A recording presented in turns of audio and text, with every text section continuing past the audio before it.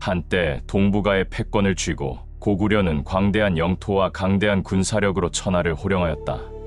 수백 년 동안 만주와 한반도의 북부를 아우르며 삼국 중 가장 강성했던 고구려는 문화와 군사, 정치에 있어 독자적인 체계를 지니고 있었다. 그러나 668년 당나라와 신라의 연합군에 의해 고구려는 결국 멸망하고 말았다. 1000년 가까이 이어져 온 위대한 제국은 그 마지막을 비극적으로 맞이했고 그 거대한 폐허 위에는 수많은 유민들이 흩어졌다. 이들은 강과 산을 넘고 피난을 가고 정착할 곳을 찾아 끝없는 유랑에 나서야 했다.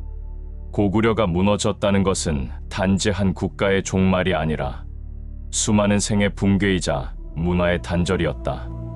그리고 이 단절 속에서도 살아남으려는 몸부림이 역사 뒤편에서 조용히 이어지고 있었다.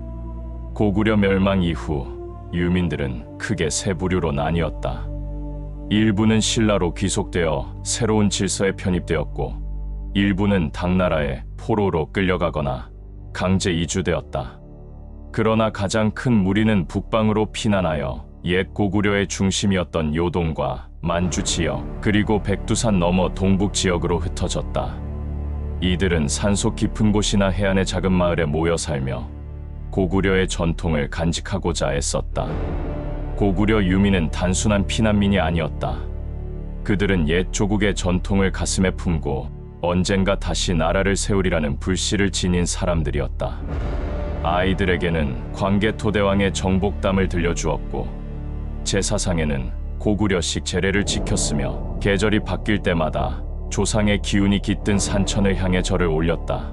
당시의 유민 상황을 구체적으로 들여다보면 특히 요동과 바레만 일대에서의 정착이 활발했다.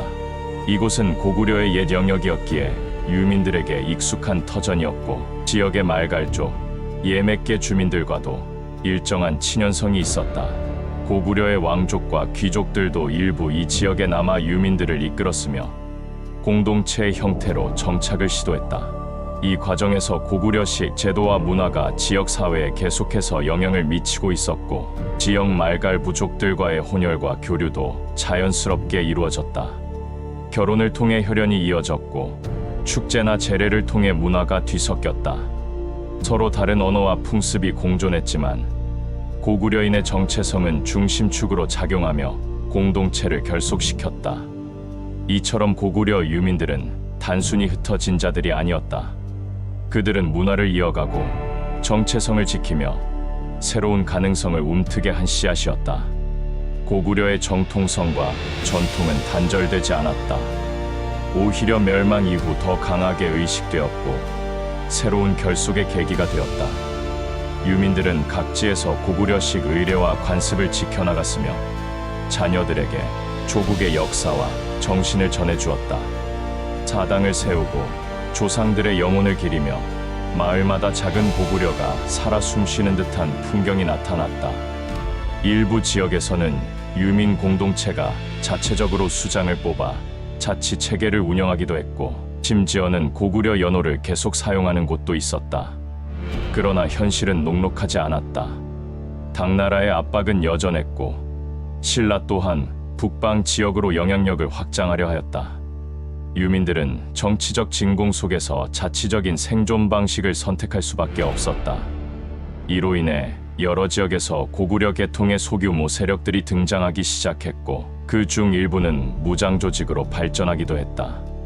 이들은 당에 대한 저항을 벌였고, 일부는 당에 투항하기도 하면서 현실과 이상 사이에서 줄타기를 하였다. 당나라 또한 이 지역 유민들의 존재를 경계하며 관리와 감시를 강화하였다. 그러나 유민들은 생존과 자존 사이에서 굴복하지 않고 때로는 협력하며 때로는 반발하며 자신들의 공간을 지켜갔다. 그 중심에는 고구려 유민 출신의 지도자들이 있었다. 그들 중 다수는 고구려 말기의 군사 지휘관 출신이거나 지방 행정 경험이 있는 인물들이었다. 이들은 유민 사회 내에서 존경을 받으며 새로운 지도 집단으로 부상하였다. 그 중 한 가문이 바로 대조영의 가문이었다. 대조영의 부친인 대중상이 먼저 고구려 유민들을 이끌었고, 이후 대조영이 그 정신을 이어받아 더욱 큰 역할을 하게 된다. 이는 단순한 지도자 계승이 아닌 고구려의 정신적 계승이라는 점에서 중요하다. 대중상은 무력과 통솔력을 겸비한 인물이었으며 대조영은 그 유산을 바탕으로 정치적 감각과 외교적 안목을 키워갔다. 이 부자는 단순한 가문이 아니라 고구려 부흥의 희망이자 상징으로 자리매김하였다. 고구려의 멸망은 역사적 패배였지만 그 폐허 위에서는 이미 새로운 움직임이 자라나고 있었다. 산 속에서, 강가에서, 초원이 마을에서 고구려의 후예들은 재기를 꿈꾸고 있었다. 그 꿈은 곧 하나의 역사적 현실로 다가오게 된다. 고구려의 마지막 불꽃은 꺼지지 않았고 그 불씨는 곧 새로운 국가의 탄생으로 이어지게 된다. 이 불씨가 바로 발해로 이어지는 정신의 씨앗이었다. 멸망 속에서 피어난 결심, 흩어진 사람들 속에서 자라난 공동체, 그리고 기억을 잃지 않으려는 몸부림이 모두 발해라는 이름 아래 모여 한 시대를 다시 여는 힘이 되었던 것이다. 고구려 멸망 이후의 암흑 속에서 빛처럼 떠오른 이름, 대조영. 그는 단순한 고구려 유민의 아들이 아니었다. 그의 뿌리는 고구려의 장군 가문에 있었으며 아버지 대중상은 유민들을 이끌며 북방에서 세력을 모으고 있었던 인물이었다. 대조영은 아버지의 정신을 이어받아 유민들의 중심으로 성장하였고 수많은 분열과 절망 속에서도 단결과 부흥의 희망을 상징하는 존재가 되었다. 당시 만주 지역은 단순히 고구려 유민들만의 터전이 아니었다. 다양한 말갈 부족들이 그곳에 뿌리를 내리고 있었고 이들은 풍습과 언어, 생활 방식에서 고구려와는 구별되는 독자적 문화를 지니고 있었다. 그러나 동시에 오랜 시간 고구려와 교류하며 일정한 친연성과 동맹관계를 형성해온 존재이기도 했다. 특히 흑수말갈과 송말말갈, 예맥계의 유사 집단들은 고구려와의 전쟁과 평화를 오가며 경계와 협력을 반복해왔다. 대조영은 이러한 복잡한 현실 속에서 단순히 유민을 보호하는 데 그치지 않고 새로운 정치 연합을 구상하였다. 그는 말갈의 유력한 세력과 혼인 관계를 맺고 부족 간의 연합을 촉진하였다. 전통적인 고구려식 귀족 중심의 통치 방식에서 벗어나 부족 연합과 다문화 통합이라는 새로운 정치적 실험을 시작한 것이다. 그의 이러한 전략은 단순한 생존이 아닌 국가 형성의 토대를 만드는 선택이었다. 말갈족과의 관계는 초기에는 조심스러웠다. 문화와 생활 양식의 차이, 역사 속의 충돌 기억이 존재했기 때문이다. 그러나 대조영은 말갈 내부에서도 고구려의 우호적이었던 세력을 중심으로 점차 신뢰를 구축해갔다. 그는 말갈의 관습을 존중하고 그들의 지도자들을 군사적 정치적 동맹으로 끌어들이는 방식으로 연대를 확대했다. 일부 말갈 부족은 대조영의 지도 아래에서 새로운 정체성을 찾았고 고구려의 유산과 말갈의 기상이 하나로 어우러지는 새로운 연합 공동체가 형성되기 시작하였다. 이 시기에 대조영은 단순한 장수가 아닌 정치가이자 외교가였다. 그는 고구려 유민과 말갈족 사이의 언어와 상징, 의례의 차이를 극복하기 위해 통합적 제도를 마련했다. 혼합 병력 편성, 공동 수렵과 분배 제도, 다문화 제례 등이 도입되었고 이는 유민과 말갈 양쪽 모두에게 안정감을 주었다. 말갈 지도자들은 자신들의 전통이 존중받는 상황에서 점차 대조영을 하나의 대군장으로 인정하기 시작했고 고구려 유민들은 그를 재건의 인물로 우러러보게 되었다. 한편 당나라는 이러한 움직임을 주의 깊게 관찰하고 있었다. 당의 입장에서 고구려 유민과 말갈족이 연대는 매우 위험한 흐름이었다. 당은 그들을 이간시키려 했고 때로는 회유하고 때로는 무력으로 견제하였다. 하지만 대조영은 탁월한 판단력으로 당의 계략을 회피하며 오히려 내부 결속을 강화해갔다. 그는 당의 감시망을 피해 넓은 지역을 이동하며 동북 지역 유민들의 신뢰를 얻었고 말갈의 다양한 부족들과도 장기적인 동맹 체계를 구축하였다. 이 모든 과정은 후일 발해 건국의 결정적 기반이 된다. 대조영이 이끌던 연합 세력은 점차 명확한 정치적 성격을 띠기 시작하였다. 단순한 피난 공동체가 아닌 정복 이후에도 살아남은 민족의 결속체로서의 자각이 일어난 것이다. 고구려의 유산과 말갈의 활력을 융합한 이 공동체는 점차 고유한 정치 체계를 갖추게 되었고, 자체적인 수장회의와 군사 조직, 재래 체계까지도 정비되어 갔다. 이는 단순한 군사 연합이 아니라 독립국가 수립을 위한 전 단계로 해석될 수 있다. 이 시기 대조영의 가장 큰 업적은 정체성의 융합이었다. 고구려인으로서의 자부심을 잃지 않으면서도 말갈족과의 공존을 통해 새로운 공동체의 모델을 제시한 것이다.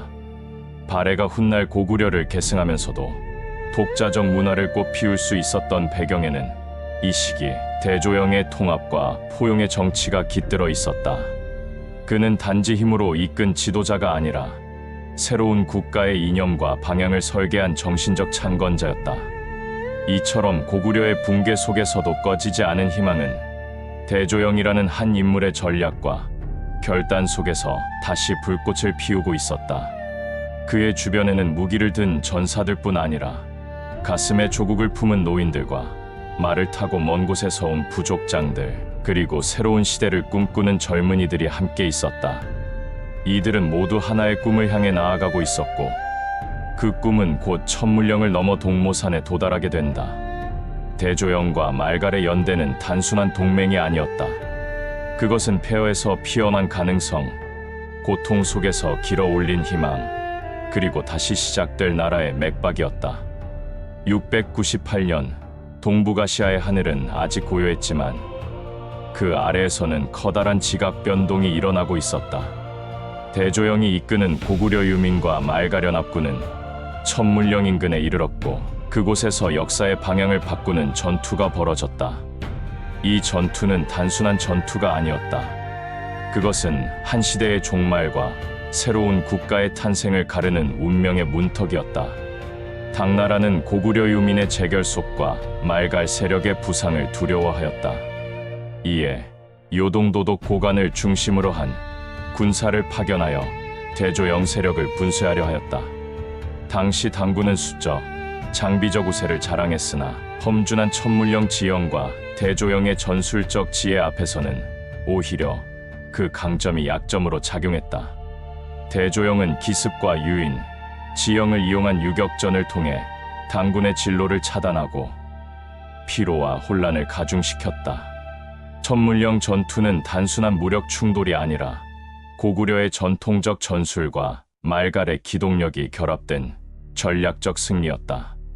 이 전투의 승리는 대조영 연합군에게 단순한 군사적 우위를 넘는 상징적 의미를 부여하였다. 고구려 유민에게는 무너진 조국의 복권이 멀지 않았음을 알리는 신호였고, 말갈 부족들에게는 자신들의 존재감이 당제국에도 대등할 수 있음을 입증하는 계기였다. 천물령의 피바람 속에서 대조영은 말하였다. 이제 우리는 하나다. 이 산을 넘으면 새로운 하늘 아래 새로운 나라가 있을 것이다. 그 예언은 곧 현실이 되었다. 천물령 승전 이후 대조영은 보다 안정적인 거점을 확보하기 위해 동모산 일대로 이동하였다. 이 지역은 전략적 요충지였으며 농업과 목축이 가능한 비옥한 평야와 방어에 유리한 산지가 공존하는 지역이었다. 대조영은 이곳을 근거지로 삼아 새로운 국가의 틀을 세우기 시작하였다. 유민과 말갈 족속, 그리고 주변 소수 부족들을 통합한 정치 체제는 점차 체계화되었고, 고구려의 관제와 제도를 일부 계승하면서도 말갈의 풍속과 통치 방식을 절충한 새로운 국가 시스템이 형성되었다. 동모산 정착은 단순한 주거의 문제가 아니었다. 그것은 나라를 세운다는 선언이었다. 대조영은 스스로를 진국왕이라 칭하였고, 그가 세운 국호는 초기에는 진 혹은 진국이라 불렸으나 이후 당과의 외교 관계 속에서 발해로 정착되었다. 이는 고구려의 해양성과 말갈의 북방성을 모두 아우르는 명칭이었다. 대조영의 발해는 그렇게 역사의 장에 첫 발을 내딛게 되었고, 이는 고구려의 정통성과 새로운 다민족 통합 국가의 탄생을 동시에 의미하는 것이었다. 당시 국제 정세는 복잡하고도 격동적이었다. 당나라는 안으로는 내부 반란과 외부의 이민족 문제로 흔들리고 있었고, 신라는 남쪽에서 삼국 통일을 이룬 이후에도 북방에 대한 경계심을 늦추지 않고 있었다. 일본 또한 백제 멸망 이후 고구려 및 발해와의 외교 채널을 탐색하며 동북아 정세에 적극적으로 개입하려는 움직임을 보이고 있었다. 이러한 상황 속에서 발해는 독립을 넘어서 존립을 확고히 하기 위해 외교적 지혜가 절실했다. 대조영은 당과의 적대 관계를 완화하기 위한 외교적 사절을 파견하였고, 당은 결국 713년에 대조영을 발해 군왕으로 책봉하였다. 이는 발해가 국제적으로 승인받는 독립국가가 되었음을 의미한다. 신라는 이러한 상황에 경계심을 가졌으나 직접적인 군사 충돌을 피하면서 간접적인 외교전 속에 발해를 견제하려 하였다. 일본은 발해와의 교류를 통해 동북아 균형자 역할을 자임하고자 했고, 이로 인해 발해는 비교적 유리한 외교 환경 속에서 국가를 성장시킬 수 있었다. 발해는 고구려의 마지막 불꽃을 품은 국가였다. 그 기틀은 고구려에서 이어진 문화와 제도, 그리고 말갈에서 수혈된 생명력과 개방성에 기반했다. 수도였던 상경 용천부는 고구려의 평양성과 당나라의 장안을 융합한 도시구조로 건설되었고, 귀족 중심의 정치 체계와 중앙, 지방의 행정 조직 역시 고구려 전통을 계승하였다. 불교는 국교로 자리 잡았고, 유학과 도교 역시 유입되어 다원적 사상 체계를 형성하였다. 천물령의 승리는 단지 하나의 전투의 승리가 아니었다. 그것은 고구려라는 거대한 별이 진 뒤 그 빛을 새롭게 이어가려는 사람들의 희망이었다. 대조영과 그의 연합 세력이 이룬 나라는 단지 과거의 유산을 복원한 것이 아니었다. 그것은 폐허 위에 새로 피어난 기적이자 민족의 기억이 만들어낸 역사였다. 발해는 그렇게 태어났고, 동아시아 역사 속에 찬란히 그 이름을 새기게 되었다. 고구려가 무너지고 대륙의 강호들이 숨을 죽이던 시대, 대조영이라는 이름이 어둠 속에 밝은 횃불처럼 등장하였다. 그는 단순히 도망자나 유민의 수장이 아니라 새 시대를 설계한 창건자였다. 천물령 전투 이후 그는 말갈과 고구려 유민을 이끌고 동모산에 자리를 잡았다. 이 지역은 험준한 산악과 천연 요새로 둘러싸여 있어 방어에 유리하고 중심지를 삼기에도 적절하였다. 대조영은 단순한 피난처가 아닌 새로운 국가를 건설하기 위한 거점을 마련한 것이다. 그의 정치는 재건이 아닌 창조였고, 그 시작은 철저한 현실 인식에서 비롯되었다. 고구려의 유산을 온전히 계승하는 동시에 말갈과의 통합을 이루어야 했기에 그는 통합을 위한 정제된 언어와 제도를 고안하였다. 언어와 풍습의 차이를 뛰어넘는 리더십이 요구되는 시기였다. 대조영은 자신을 고구려 장군 가문의 후손으로 자처하며 고구려의 정통성을 내세웠다. 이는 유민들의 결속을 다지고 내부 정당성을 확보하는 데 큰 힘이 되었다. 국가의 기반이 되는 정치 체제는 철저히 현실 중심으로 재편되었다.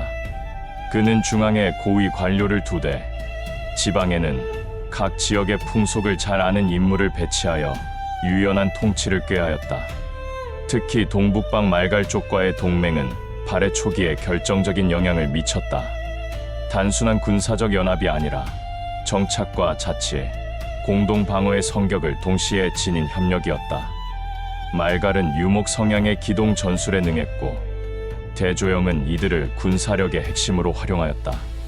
그는 말갈의 기마 병력을 고구려식 보병 전술과 조화시켜 독자적인 군사 구조를 만들었다. 지방은 군사적 거점으로 재편되었고, 주요 도로에는 역참과 경계 초소가 세워졌다. 이를 통해 방어뿐 아니라 중앙의 명령이 신속히 전달되는 체계를 갖추게 되었다. 발해의 초기 행정 제도는 고구려의 관직과 제도를 일부 계승하되 현실에 맞게 간소화하고 실용성을 높이는 방향으로 운영되었다. 특히 군사와 행정을 겸하는 제후적 성격의 관직이 강조되었다. 대조영은 경제적 기반 확립에도 노력을 기울였다. 농지를 나누어 백성들에게 분배하고 수확에 따라 세금을 매기되 무리를 주지 않도록 조정하였다. 초기 발해는 광대한 산림과 강, 산을 활용해 벌채, 사냥, 철광 채굴 등을 통해 재화를 축적하였다. 이러한 다방면의 자원 활용은 초기 재정에 큰 기여를 하였다. 그는 백성들에게 고구려의 찬란한 과거를 자주 언급하며 자긍심을 심어주었다. 동시에 새로운 질서와 이상을 제시하여 고구려와는 다른 독립된 정체성도 부여하고자 했다. 국호에 대한 논의는 단순한 이름의 문제가 아니었다. 대조영은 진국 또는 대진이란 명칭을 사용함으로써 고구려와의 단절이 아닌 계승을, 그러나 독립적인 길을 함께 표현하려 했다. 외교적으로는 당나라와의 불안한 긴장을 관리하면서도 실리적인 외교를 선택하였다. 당의 내정 혼란과 국경 지역의 틈을 노려 외교적 자주권을 확보하는 전략이었다. 일본, 돌궐, 거란 등 주변 세력과도 외교를 시작하여 발해가 단순한 지역 세력이 아니라 동북아의 중요한 주체로 자리 잡도록 이끌었다. 이러한 다각 외교는 고립을 방지하고 상호 협력을 가능케 했다. 대조영은 군사력 외에도 정신문화를 강조하였다. 그는 고구려의 불교 전통과 말갈의 토착 신앙을 융합하며 백성의 정신적 기반을 형성하려 노력하였다. 재래의식과 조상 숭배, 불교 재단이 함께 운영되는 모습은 발해의 문화적 융합을 보여주는 중요한 지점이었다. 이는 백성의 소속감과 신뢰를 이끌어내는 데 유효하였다. 그의 통치 말년에는 내부적으로 안정된 정치 체계를 바탕으로 외부 확장의 기반이 마련되었다. 그는 더 이상 방어적 리더가 아닌 전략적 개척자로서의 모습을 드러내기 시작하였다. 대조영은 병력을 정비하고 국경을 넘어 정세를 주도하는 시도로 나아갔다. 이는 훗날 무왕의 공격적인 외교와 군사 정책의 발판이 되었다. 그는 무리한 전쟁이나 무익한 충돌을 지향하고 외교와 무력 사이에서 균형을 잡는 방식으로 국정을 이끌었다.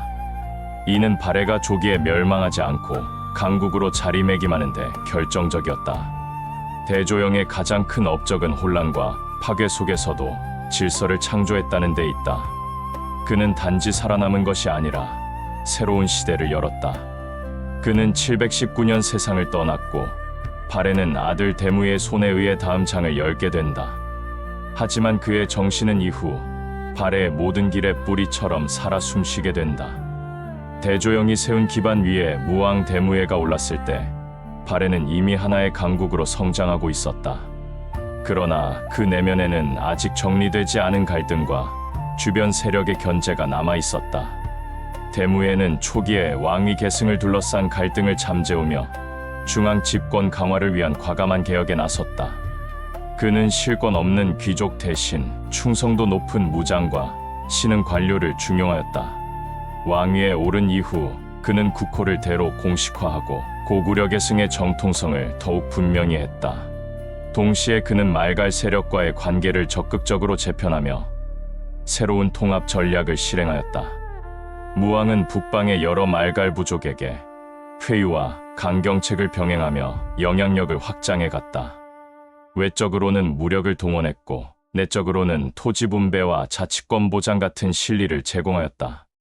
그 결과 흩어져 있던 말갈 세력은 점차 발해의 중심 질서로 편입되었고 북방의 광대한 지역이 실질적인 발해의 세력권으로 변하였다. 이로써 무왕은 북방 안정화를 실현하였다. 당시 당나라는 서역과 내몽골 방면에서도 문제를 안고 있었기 때문에 발해의 북방 확장은 외부의 견제 없이 빠르게 이루어질 수 있었다. 무왕은 이 틈을 정확히 읽고 움직였다.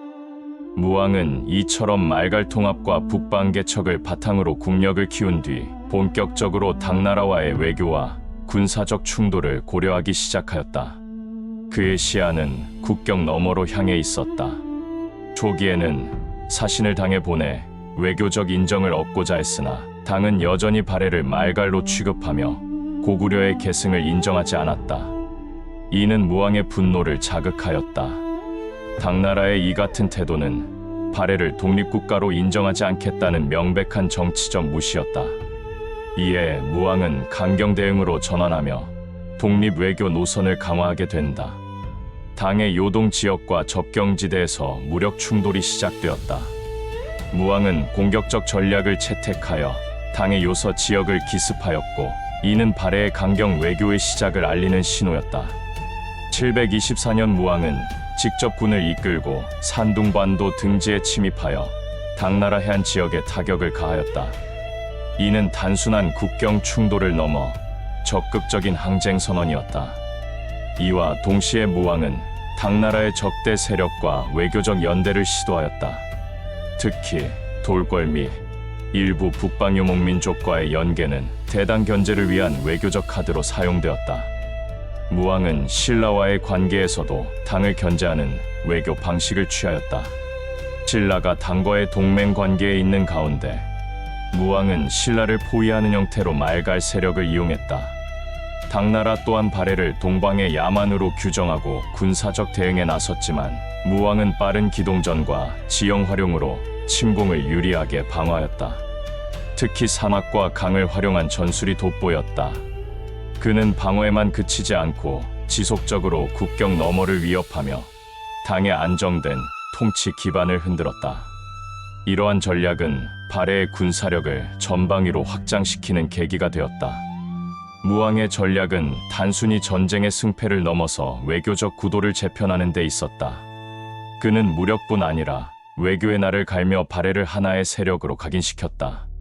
말갈 부족은 무왕 시기부터 발해의 군사적 기둥으로 자리 잡았고 주요 지휘관도 이들 가운데서 배출되었다. 이는 다민족 통합의 대표적 사례로 평가된다.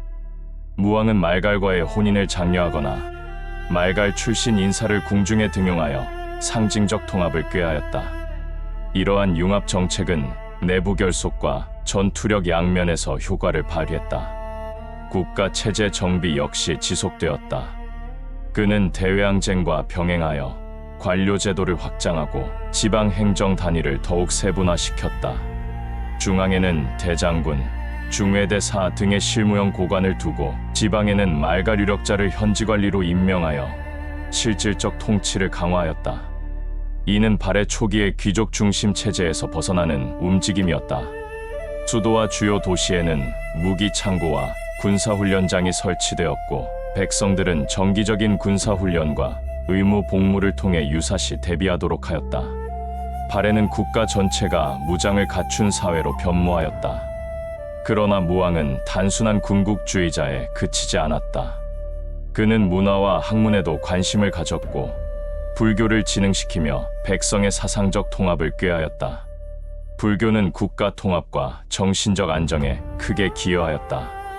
그는 사찰을 건립하고 고승을 초빙해 교리를 퍼뜨렸으며 전쟁 속에서도 신앙을 중심으로 공동체를 지켰다.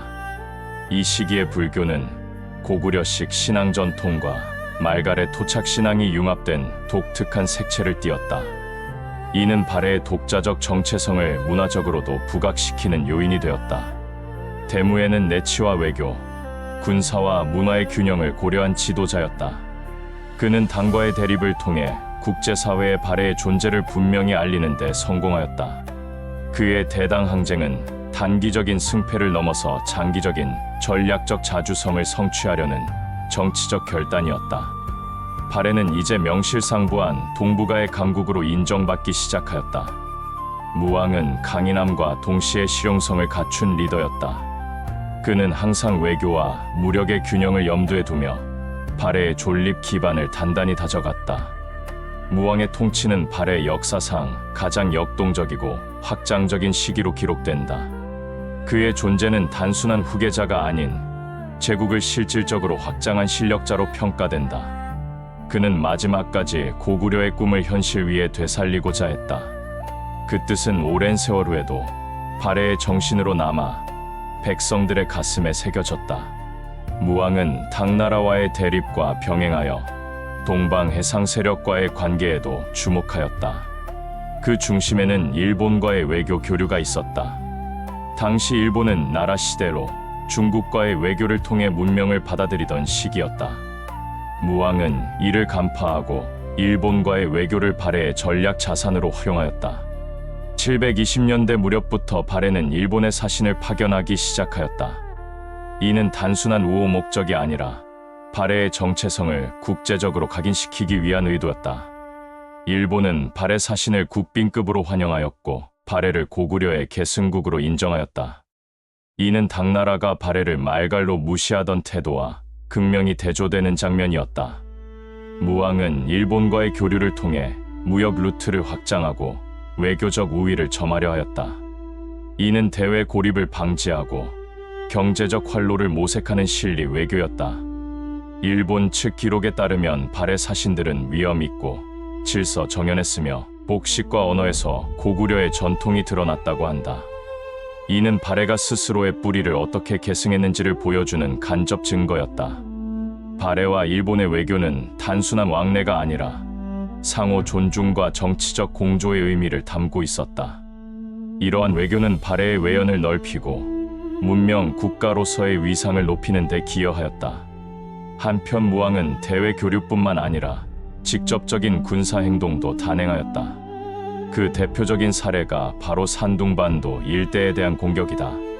724년경 무왕은 당나라의 해안 방비가 약한 틈을 타 군선을 보내 산둥반도 연안을 급습하였다. 이는 단순한 약탈이 아닌 정치적 의지를 표출하는 무력 시위였다. 이 작전은 고립된 외곽 거점이 아닌 당의 중심지 인근을 공격한 것이었기에 파장이 컸다. 무왕은 발해가 더 이상 국지적 소국이 아니라는 사실을 행동으로 입증하고자 했다. 당시 당나라는 돌궐, 토번 등과의 전쟁으로 국력이 분산되어 있었다.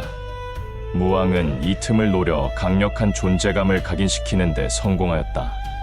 이 공격 이후 당나라는 발해를 단순한 변방부족으로만 다루기 어려워졌고 보다 복합적인 대응을 강구하게 되었다. 이는 발해 외교의 전환점이 되었다. 무왕은 이러한 군사적 공세와 외교 전략을 결합하여 고구려의 계승국으로서의 정체성을 명확히 세웠다. 그는 스스로를 해동성국의 주인이라 자부하였다. 해동성국이라는 표현은 발해가 동해바다를 품고 그 너머까지 지배권을 미치고 있다는 자의식에서 비롯된 것이다. 이는 고구려보다도 더 넓은 세력권을 지향한 정신의 표현이었다. 무왕은 국내 체제 정비도 놓치지 않았다. 그는 지방 제도를 정비하고 각 지역의 지방관을 파견하여 통제력을 강화하였다. 특히 북방의 말갈 지역에는 군사적 기능을 겸비한 지방 거점을 다수 설치하였다.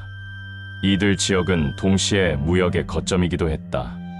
수도 주변에는 방어를 위한 군진과 무기창고, 훈련장이 정비되었고 사찰과 교육시설도 함께 조성되었다.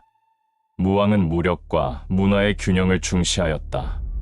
국가의 상징으로 불교를 적극 장려하며 고구려와는 또 다른 색채의 발해불교를 완성시켰다. 사찰 건립과 고승 초빙이 활발히 이루어졌으며 이는 사회 안정에도 기여하였다. 발해 불교는 단순한 종교를 넘어 국가 통합의 매개체로 활용되었다. 특히 지방의 다양한 민족과 문화가 공존하는 사회에서 공통된 신앙은 유대감을 형성하는 데 중요한 역할을 하였다. 외교, 군사, 경제, 종교를 아우른 무왕의 통치는 발해를 강력한 국가로 성장시켰다. 그는 끊임없이 바깥으로 나아가며 새로운 질서를 만들고자 했다. 무왕 말기에 접어들며 발해는 명실상부한 강국으로 자리매김하였다. 당나라조차도 발해의 동향을 예의주시하며 외교적 재정립을 시도하였다. 무왕은 단순히 국경을 지키는 왕이 아니라 스스로 국경을 정의하고 재편한 지도자였다. 그의 발해는 고구려의 이상을 현실 위에 다시 세운 제국이었다. 그는 백성을 이끌고 외세와 맞서며 독립을 지켜냈고 국제 질서 속에서 자국의 위상을 세운 인물이었다. 무왕은 현실을 넘어 신화가 되어갔다. 737년 무왕이 세상을 떠나자 발해는 깊은 충격과 동시에 강력한 유산을 물려받게 되었다. 백성들은 그를 바다를 지킨 왕이라 불렀다. 무왕의 뒤를 이은 문왕대운무는 이 유산을 계승하여 내정과 문화에 더욱 집중하게 된다. 그러나 그 출발점은 모두 무왕의 투쟁과 개척에서 비롯된 것이었다. 무왕의 통치기는 고구려를 계승한 새로운 제국이 탄생한 시기로 평가된다. 그는 칼을 쥐고 길을 열었고 그 길 위에 후대가 나라를 세웠다. 문왕은 대조영의 뒤를 이어 발해의 두 번째 군주로 즉위하면서 국가의 기틀을 다지는 중대한 사명을 짊어졌다. 그의 즉위는 단순한 혈통의 계승이 아닌 이상적인 통치 체계를 실현하고자 하는 새로운 국가 비전의 출발이었다. 발해는 초기에는 고구려의 정신을 계승하며 당나라와 대립하는 강경 노선을 취했다. 그러나 문왕은 국제 질서의 변화와 국내 사정의 현실을 냉철하게 분석하며 외교적 전환의 필요성을 인식하였다. 문왕은 외교적 강경책만으로는 발해의 존속과 발전을 보장할 수 없다고 판단하였다. 그는 무력 충돌이 가져올 희생보다 교류를 통한 자강이 더 큰 결실을 낳을 수 있다는 실용주의 노선을 택하였다. 즉위 직후부터 문왕은 당나라와의 갈등을 줄이고 외교적 해빙을 추진하기 위해 정중한 태도로 사절을 보냈다. 그의 첫 외교사절단은 발해의 평화 의지를 담아 당의 조정에 전달되었고 당은 이를 예의 있게 받아들였다. 초기의 교류는 탐색적인 성격이 강했지만 점차 양국은 신뢰를 쌓아가며 실질적인 관계를 구축하기 시작했다. 당나라는 발해의 외교적 진정성을 인정하고 문왕을 발해국왕이라 부르며 독립적인 존재로 존중하였다. 이는 단순한 외교적 형식이 아닌 동북아시아에서 발해가 자주적 국가로 인정받는 중대한 변곡점이었다. 문왕은 이를 계기로 외교의 폭을 넓혀 당뿐만 아니라 주변국들과의 관계 정립에도 힘을 기울였다. 문왕의 외교 전략은 유화적인 자세와 함께 국익을 철저히 고려한 치밀한 계산 아래 이루어졌다. 그는 무조건적인 굴복이 아닌 상호 존중의 틀 속에서 자주 외교를 실현하려 하였다. 외교가 안정되자 발해의 국정 운영은 이전보다 훨씬 안정적인 기반 위에서 펼쳐질 수 있게 되었다. 정치, 경제, 문화 등 다양한 영역에서 발전의 기운이 움트기 시작하였다. 경제적으로는 당과의 무역이 활발해지며 발해의 상업활동이 확장되었고 여러 교역품들이 왕래하게 되었다. 비단, 종이, 책자, 금속기술 등이 유입되며 발해의 내륙 및 해안 도시들은 새로운 활력을 얻게 되었다. 문왕은 이러한 외래 문물을 단순히 받아들이는 데 그치지 않고 그것을 발해 고유의 전통과 융합시켰다. 당의 제도와 문화를 받아들이되 그것을 그대로 모방하는 것이 아니라 조화롭게 재해석하였다. 그는 당나라의 율령 제도와 관료제 구조를 부분적으로 도입해 국가 운영의 효율성을 높였다. 하지만 동시에 발해의 부족 연맹적 구조를 완전히 해체하지 않고 조화를 이루도록 조율하였다. 문왕의 유연한 국가 운영 철학은 발해 내 여러 부족 간의 갈등을 완화시키는 데도 기여하였다. 다양한 출신 계층과 민족이 어우러지는 다민족 국가의 통합 기반이 마련된 셈이다. 정치적인 안정은 군사력 정비로 이어졌고 외부의 침입에 대비한 방어 체계도 강화되었다. 문왕은 말갈 세력과의 외교 및 무력 균형을 유지하며 국방 안정에도 노력을 아끼지 않았다. 당시 말갈은 발해와 연합하거나 때로는 반목하는 복잡한 존재였으며 그들의 동향은 항상 중요한 변수였다. 문왕은 이들을 단순히 통제 대상이 아닌 협력의 대상이자 외교 파트너로 인식하였다. 문왕은 말갈 일부 세력에 자치권을 부여하거나 그들의 지도자를 등용함으로써 충성도를 높이고 갈등을 줄였다. 이로써 국경지대의 안정을 확보하고 발해의 실질적인 통제력을 넓혀나갈 수 있었다. 이러한 외교적 융통성은 문왕의 뛰어난 정치 감각을 보여주는 대표적 사례이다. 그는 대립과 충돌보다는 공존과 조율을 통해 국익을 극대화하였다. 특히 당과의 화친 정책은 주변국들에게 발해의 성숙한 외교력을 강하게 인식시키는 계기가 되었다. 일본이나 신라 역시 발해의 외교 정책 변화에 주목하며 새로운 관점을 갖게 되었다. 이후 발해는 동아시아 외교 질서에서 독자적 노선을 걷는 국가로서의 위상을 확고히 하게 되었다. 이는 문왕의 외교 전략이 단기적 안정보다 장기적 번영을 염두에 둔 결과였음을 보여준다. 문왕이 이룩한 외교적 성과는 발해 내부의 문화 발전에도 직결되었다. 당의 학문과 예술이 발해에 유입되면서 상층 문화의 질이 높아지고 교육 제도에도 변화가 생겼다. 문왕은 당나라의 제자백가 사상 중 유교적 이념에 주목하였고 그것을 통치 이념으로 점차 수용하였다. 그는 백성들에게 도덕과 질서를 강조하며 유교의 가치를 국가 이념으로 정립하기 시작하였다. 이처럼 외교는 단지 외부 관계를 조율하는 것에 그치지 않고 내정 개혁과 문화 창달로 이어졌다. 문왕은 외교를 국정의 가장 중요한 수단 중 하나로 활용하였다. 그는 외교와 내정, 문화와 군사, 실용과 철학을 조화롭게 운영하며 발해를 이상적인 국가로 만들고자 하였다. 이러한 정책의 근간에는 백성을 중심에 둔 국가관이 존재하였다. 발해의 친당 외교는 단순한 우호의 표현이 아니라 문화와 문명의 교류를 통한 자립의 과정이었다. 문왕은 이를 통해 발해를 고립된 나라에서 동북아의 중심국으로 성장시켰다. 이 시기는 발해 역사상 가장 안정된 국면 중 하나로 평가받으며 해동성국으로 향하는 문이 열린 시점이었다. 문왕의 외교는 그 자체로 하나의 제도였고 장기적 안목이 반영된 통치 철학이었다. 그의 외교 전략은 후대 발해왕들에게도 큰 영향을 주며 국가 전통으로 계승되었다. 이것은 문왕이 단지 한 명의 군주를 넘어서 국가를 설계한 이상주의자이자 실천가였음을 말해준다. 문왕이 남긴 외교의 유산은 단순한 정세 대응이 아닌 국가의 존엄과 발전을 위한 가장 고귀한 수단이었다. 그리고 그것은 발해를 문명국가로 이끄는 거대한 기틀이 되었다. 문왕은 발해의 안정된 외교 기반 위에 수도 개혁이라는 대대적인 국가 프로젝트를 착수하였다. 그 핵심은 수도를 중경 현덕부에서 상경 용천부로 천도하는 일이었다. 천도는 단순한 지역 이동이 아닌 문명적 구심점을 새로 세우는 정치적 결단이었다. 그는 새로운 수도를 통해 발해의 위상과 문화를 집약한 이상적인 국가 형상을 구현하고자 했다. 상경 용천부는 동쪽의 송화강을 끼고 자리한 천연 요새와도 같은 지리적 이점을 지니고 있었다. 문왕은 이곳이 군사, 경제, 행정 모든 면에서 중심지가 될 수 있다고 판단하였다. 천도 작업은 체계적인 계획 아래 이루어졌으며 궁궐을 중심으로 하는 도시계획이 수립되었다. 그는 당나라 장안성을 본뜬 구획 구조를 도입해 도시의 질서와 권위를 드러내고자 하였다. 상경 용천부는 직선의 도로망과 사방으로 뻗은 행정구역이 특징적인 계획도시였다. 궁성, 관청, 시장, 사찰이 명확히 구분된 배치는 문왕의 치밀한 통치 철학을 반영한다. 궁궐은 도시의 가장 중심부에 배치되어 왕권의 중심임을 상징적으로 보여주었다. 도시의 남문을 통과하면 직선으로 연결된 도로를 따라 궁궐로 이어지는 구조는 백성들의 복종과 질서를 암시하였다. 문왕은 수도를 단지 통치의 장소가 아니라 발해의 문명을 상징하는 문화의 전당으로 만들고자 했다. 도시에는 교육기관과 사찰, 유교적 공간이 조화롭게 배치되어 통치 이념을 반영하였다. 상경 용천부는 정치, 문화, 종교의 중심지로서 발해 사회 전반을 아우르는 핵심 공간으로 부상하였다. 도시는 행정 효율을 높이는 기능뿐 아니라 백성들에게 국가의 위엄을 직접 체감하게 하는 무대였다. 궁궐 내에는 정무를 위한 정각과 의례를 위한 공간이 따로 구분되어 있었다.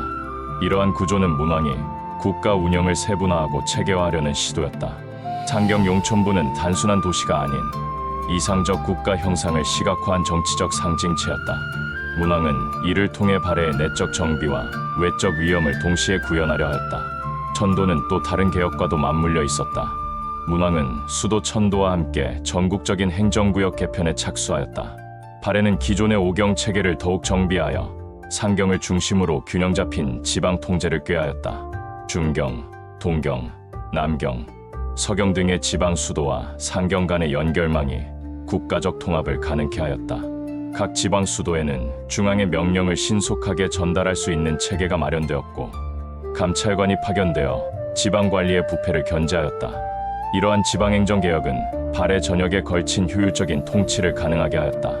문왕은 지방에 거주하는 귀족과 관리들에게 수도 상경과 자주 연결되도록 하여 중앙 집중화를 강화하였다. 그는 자주적인 지방 분권보다 통합과 질서를 우선시했다.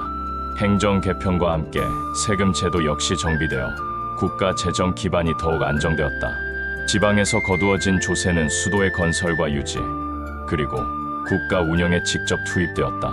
상경 용천부의 경제적 자립을 위해 관계시설과 수로망도 정비되었다. 농업 생산력이 높아지면서 인구 집중과 상업활동도 활기를 띠게 되었다. 시장에는 당나라와의 무역품뿐 아니라 말갈과의 교류를 통해 유입된 특산품들이 거래되었다. 발해는 내륙과 해양을 연결하는 중개 무역의 중심지로 도약하였다. 문왕은 상경의 상인들에게 각종 혜택을 부여하며 상업의 발달을 장려하였다. 이는 경제적 기반을 확대하여 국가 재정을 튼튼히 하는 데 효과적이었다. 수도 개혁은 문화적 발전에도 큰 영향을 주었다. 문왕은 수도 내에 유교 경전을 가르치는 학교를 세우고 지식인의 육성을 중요시하였다. 특히 귀족 자제들을 위한 교육기관은 발해의 지배계층을 체계적으로 양성하는 공간으로 기능하였다. 이는 관료제 운영의 핵심 요소가 되었다. 교육 외에도 종교적 기반 역시 강화되었다. 창경에는 대규모 불교 사찰이 건립되어 왕실의 후원 아래 융성하였다. 불교는 국가 이념의 중요한 축으로 기능하면서 민심을 안정시키고 왕권의 신성을 강화하는 데 활용되었다. 문왕은 불교가 정치와 조화를 이루도록 신중하게 관리하였다. 그는 외래 종교를 무비판적으로 수용하지 않고 발해 고유의 신앙 및 전통과 융합되도록 유도하였다. 이러한 융합 정책은 종교 분열을 방지하고 사회의 통합을 이끌어냈다. 창경의 불상과 사찰 건축은 당의 양식을 기반으로 하면서도 발해만의 섬세함과 독창성이 돋보였다. 이는 발해 문화의 자주성과 예술성을 동시에 증명하는 사례였다. 천도 이후 문왕은 수도 중심의 문화 정체성을 형성해 나갔다. 이는 발해 전체에 일관된 국가 정체성을 심는 데 기여하였다. 궁궐 의례, 관복 제도, 언어, 문자, 교육 등 다양한 요소가 수도에서 정비되어 전국에 전파되었다. 이로써 발해는 문명국가로서의 체계를 갖추게 되었다. 창경 용천부는 단순한 물리적 공간이 아닌 발해 정신의 결정체로 기능하였다. 문왕은 수도를 통해 국가의 비전을 현실로 구체화하였다. 수도 개혁은 문왕의 가장 탁월한 업적 중 하나로 평가받는다. 그는 단순한 행정의 효율을 넘어 100년 후를 내다본 제국의 중심을 건설한 것이다. 창경 용천부는 이후 발해 역사의 중심으로 자리 잡아 왕조의 위엄과 이상을 상징하게 된다. 이는 문왕의 철학과 국가 설계 능력이 만들어낸 가장 강력한 유산이었다. 문왕의 수도 개혁은 국가의 형태와 체제를 새롭게 정립하는 거대한 발걸음이었다. 그는 안정과 문명을 동시에 추구하는 진정한 의미의 건국자였다. 문왕은 수도 개혁과 외교 안정 이후 발해 사회를 보다 정교하게 다듬기 위한 사상적 기반을 모색하였다. 그가 선택한 방향은 유교를 중심으로 한 정치 철학과 사회 윤리의 정착이었다. 유교는 이미 당나라에서 국가 통치 이념으로 자리 잡고 있었으며 문왕은 이를 적극적으로 학습하고 발해에 맞게 조화시켰다. 그는 유교를 단순한 사상으로 보지 않고 사회 질서와 국가 운영의 근간으로 받아들였다.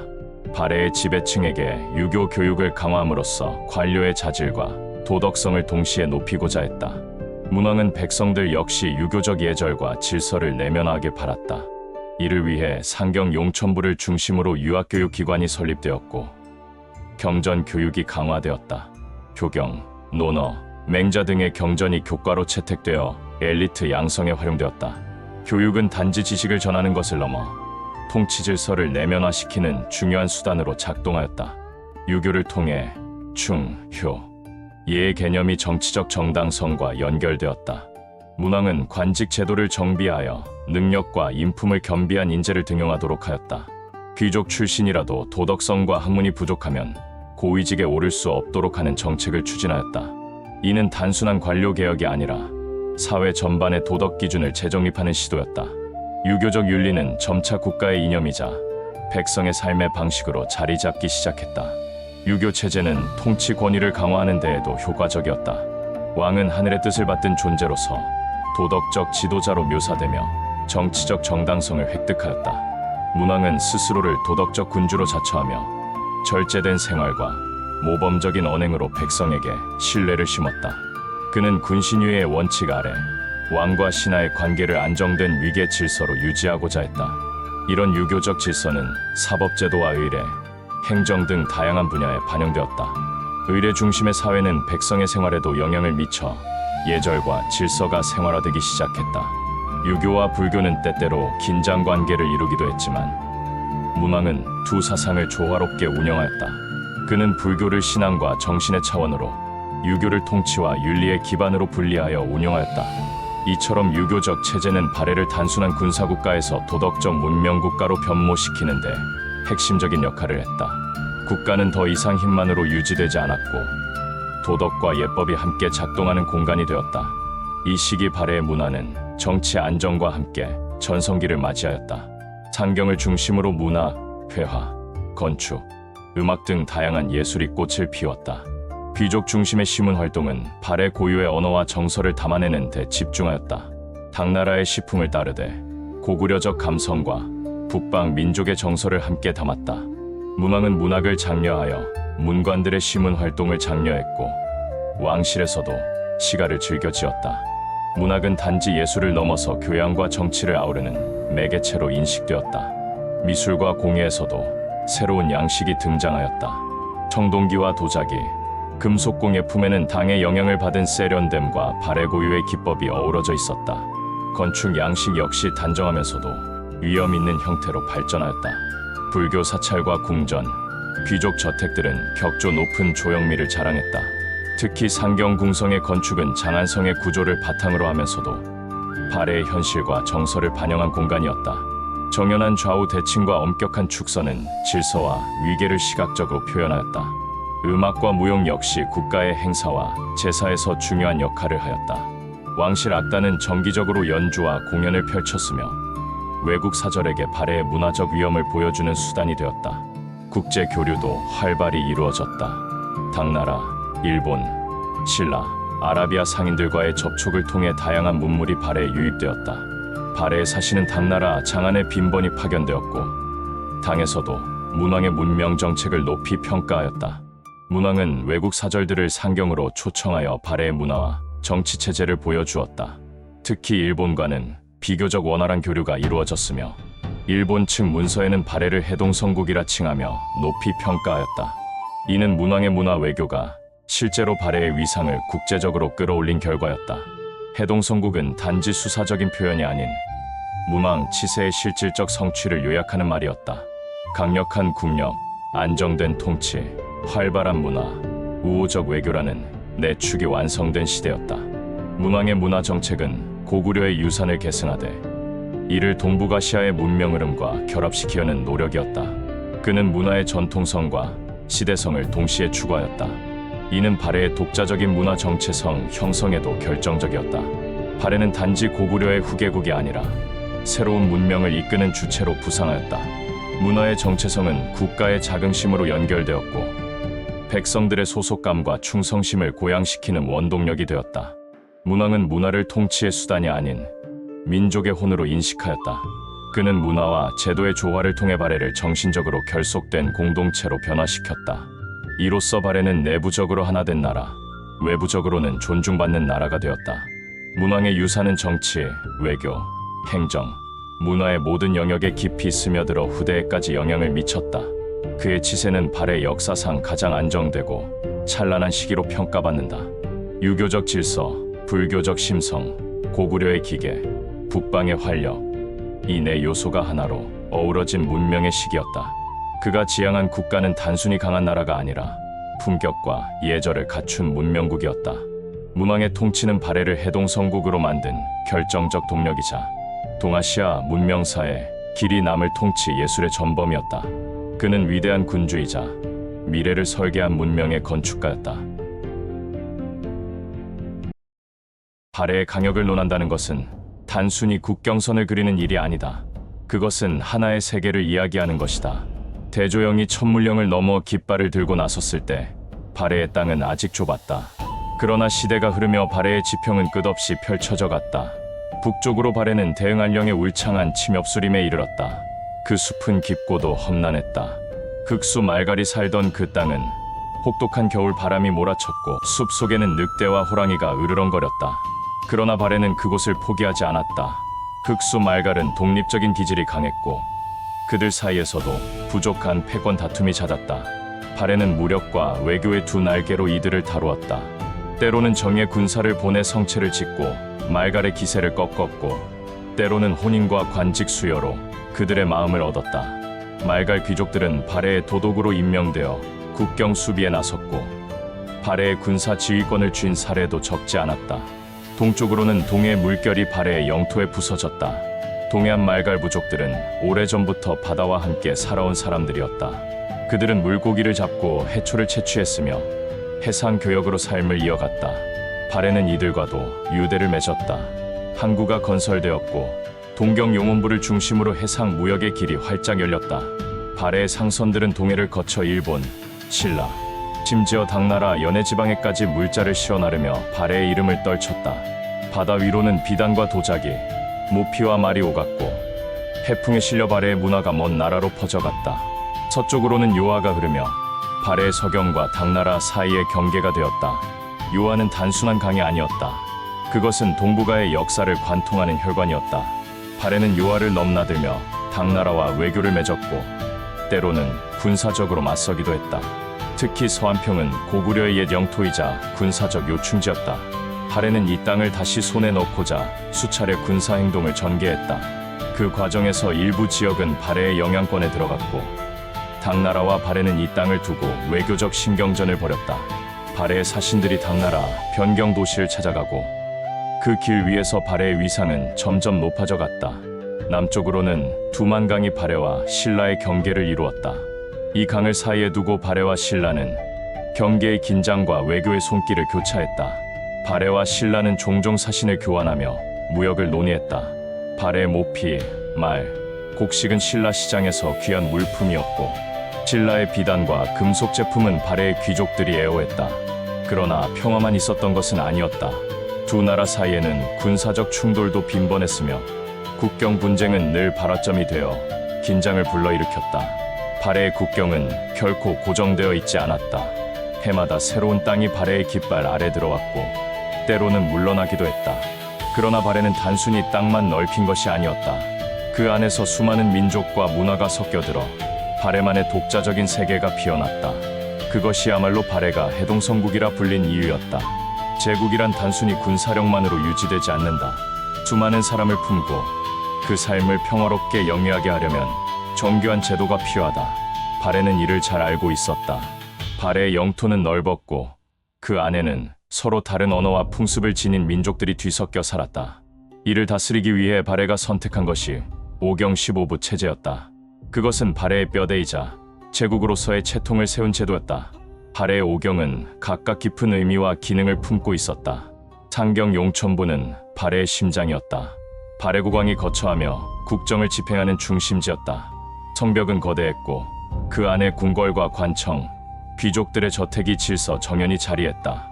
정전에서는 발해의 국왕이 백관을 접견하고 외국 사신을 맞았다. 궁궐의 주춧돌 하나, 기와 조각 하나에도 발해가 품은 천자국의 꿈이 서려 있었다.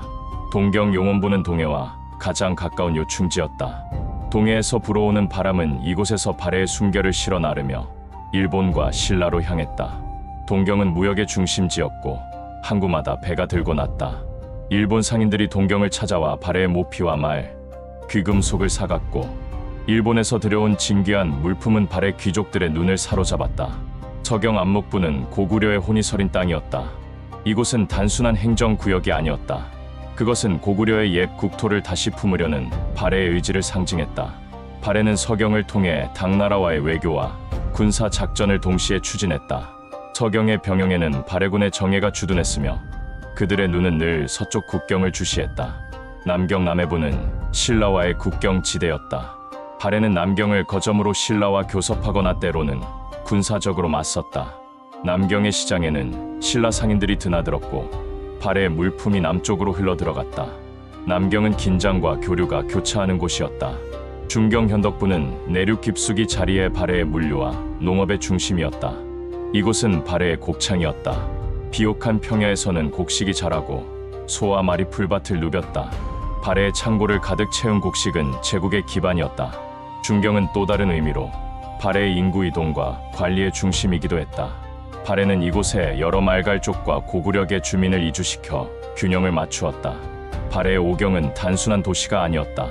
그것은 발해가 하나의 제국으로서 자리를 굳히기 위한 지혜의 소산이었다. 각 경성은 서로 다른 기능을 나누었고 그 네트워크가 발해의 거대한 통치망을 이루었다. 이제 발해의 15부에 눈을 돌려보자. 각 부는 넓은 지역을 관할하는 행정단이었다. 도독은 왕의 대리인으로서 부의 모든 군사, 행정, 사법을 장악했다. 발해는 중앙에서 파견한 관료뿐 아니라 토착 귀족이나 말갈의 유력자를 도독에 임명하기도 했다. 이는 지방의 반발을 줄이고 중앙의 통제력을 강화하기 위한 것이었다. 발해의 군제는 이 지방 체제와 밀접히 맞닿아 있었다. 각 부에는 군대가 주둔했다. 고구려에서 이어진 군사 전통은 여전히 살아 있었으며 발해는 당나라식 군제 일부를 수용해 보다 체계적인 병력 운용을 꾀했다. 발해군은 정예군과 지방군으로 나뉘었고 유사시에는 빠르게 집결해 국경을 방어했다. 발해군의 무기는 철제 무구가 주류였고 특히 말갈 출신 무사들이 사용한 활과 단검은 매우 실전적이었다. 발해의 제도는 법과 규범에도 근거를 두었다. 각 부에는 사법관이 배치되어 법을 집행했다. 발해의 법은 고구려 전통법과 당나라의 율령을 조화롭게 혼합한 것으로 보인다. 형벌에는 태형, 도형, 유배형 등이 있었으며 토지 소유와 조세 규정도 명확했다.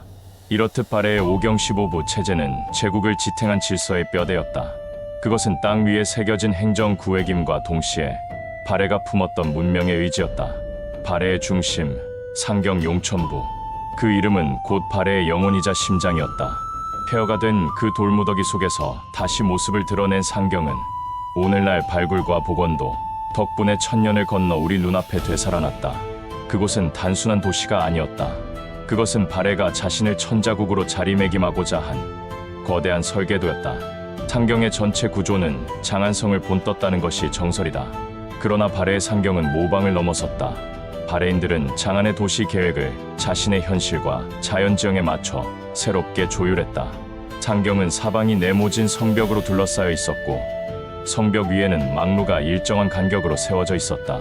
성문은 동서남북에 각각 하나씩 뚫려 있었고 그 문마다 각기 다른 의미가 담겨 있었다.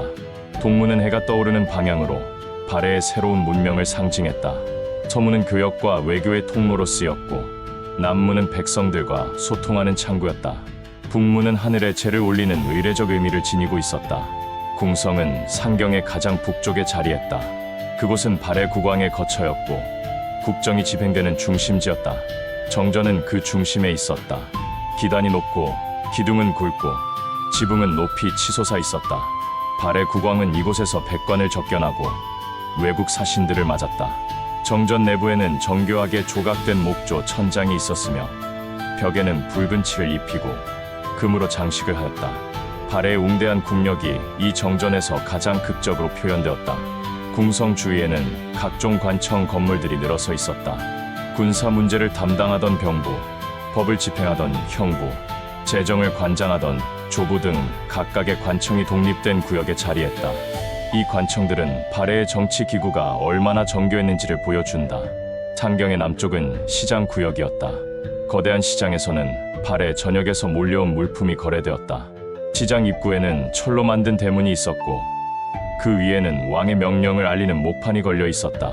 시장 안에서는 말, 모필, 곡식, 금속 제품, 비단, 해산물, 옥 등이 거래되었다. 상인들은 발해 전역뿐 아니라 일본, 신라, 당나라 출신도 있었다. 시장은 발해 경제의 심장이었으며 동시에 국제 교류의 장이었다. 도시의 거리와 도로도 매우 계획적이었다. 메인 도로는 직선으로 뻗었고 일정 간격마다 교차로가 형성되었다. 도로의 폭은 신분에 따라 달랐다. 궁성 앞의 대로는 특히 넓었고 국왕의 행차가 있을 때 그 위로 군사와 관료들이 정렬했다. 도로 옆에는 물길이 파여 있었고 빗물과 생활하수가 흘러갔다. 이는 발해가 도시 위생과 환경에도 깊은 관심을 가졌음을 보여준다. 상경의 주거 지역은 계급에 따라 구획되었다. 귀족들은 궁성 가까이 거주했고 그들의 저택은 돌담과 기와 지붕으로 장식되었다. 일반 백성들의 집은 외곽 지역에 분포했으며 목조 건물이 주류였다. 그러나 백성들의 거주 구역에도 우물과 공동 창고가 잘 설치되어 있었다. 발굴 결과 상경 용천부에서는 중국의 도자기 파편, 일본식 목제품, 그리고 발해 특유의 청자류가 함께 출토되었다.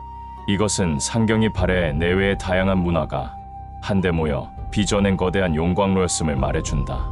이렇듯 상경 용천부는 단순한 수도가 아니었다.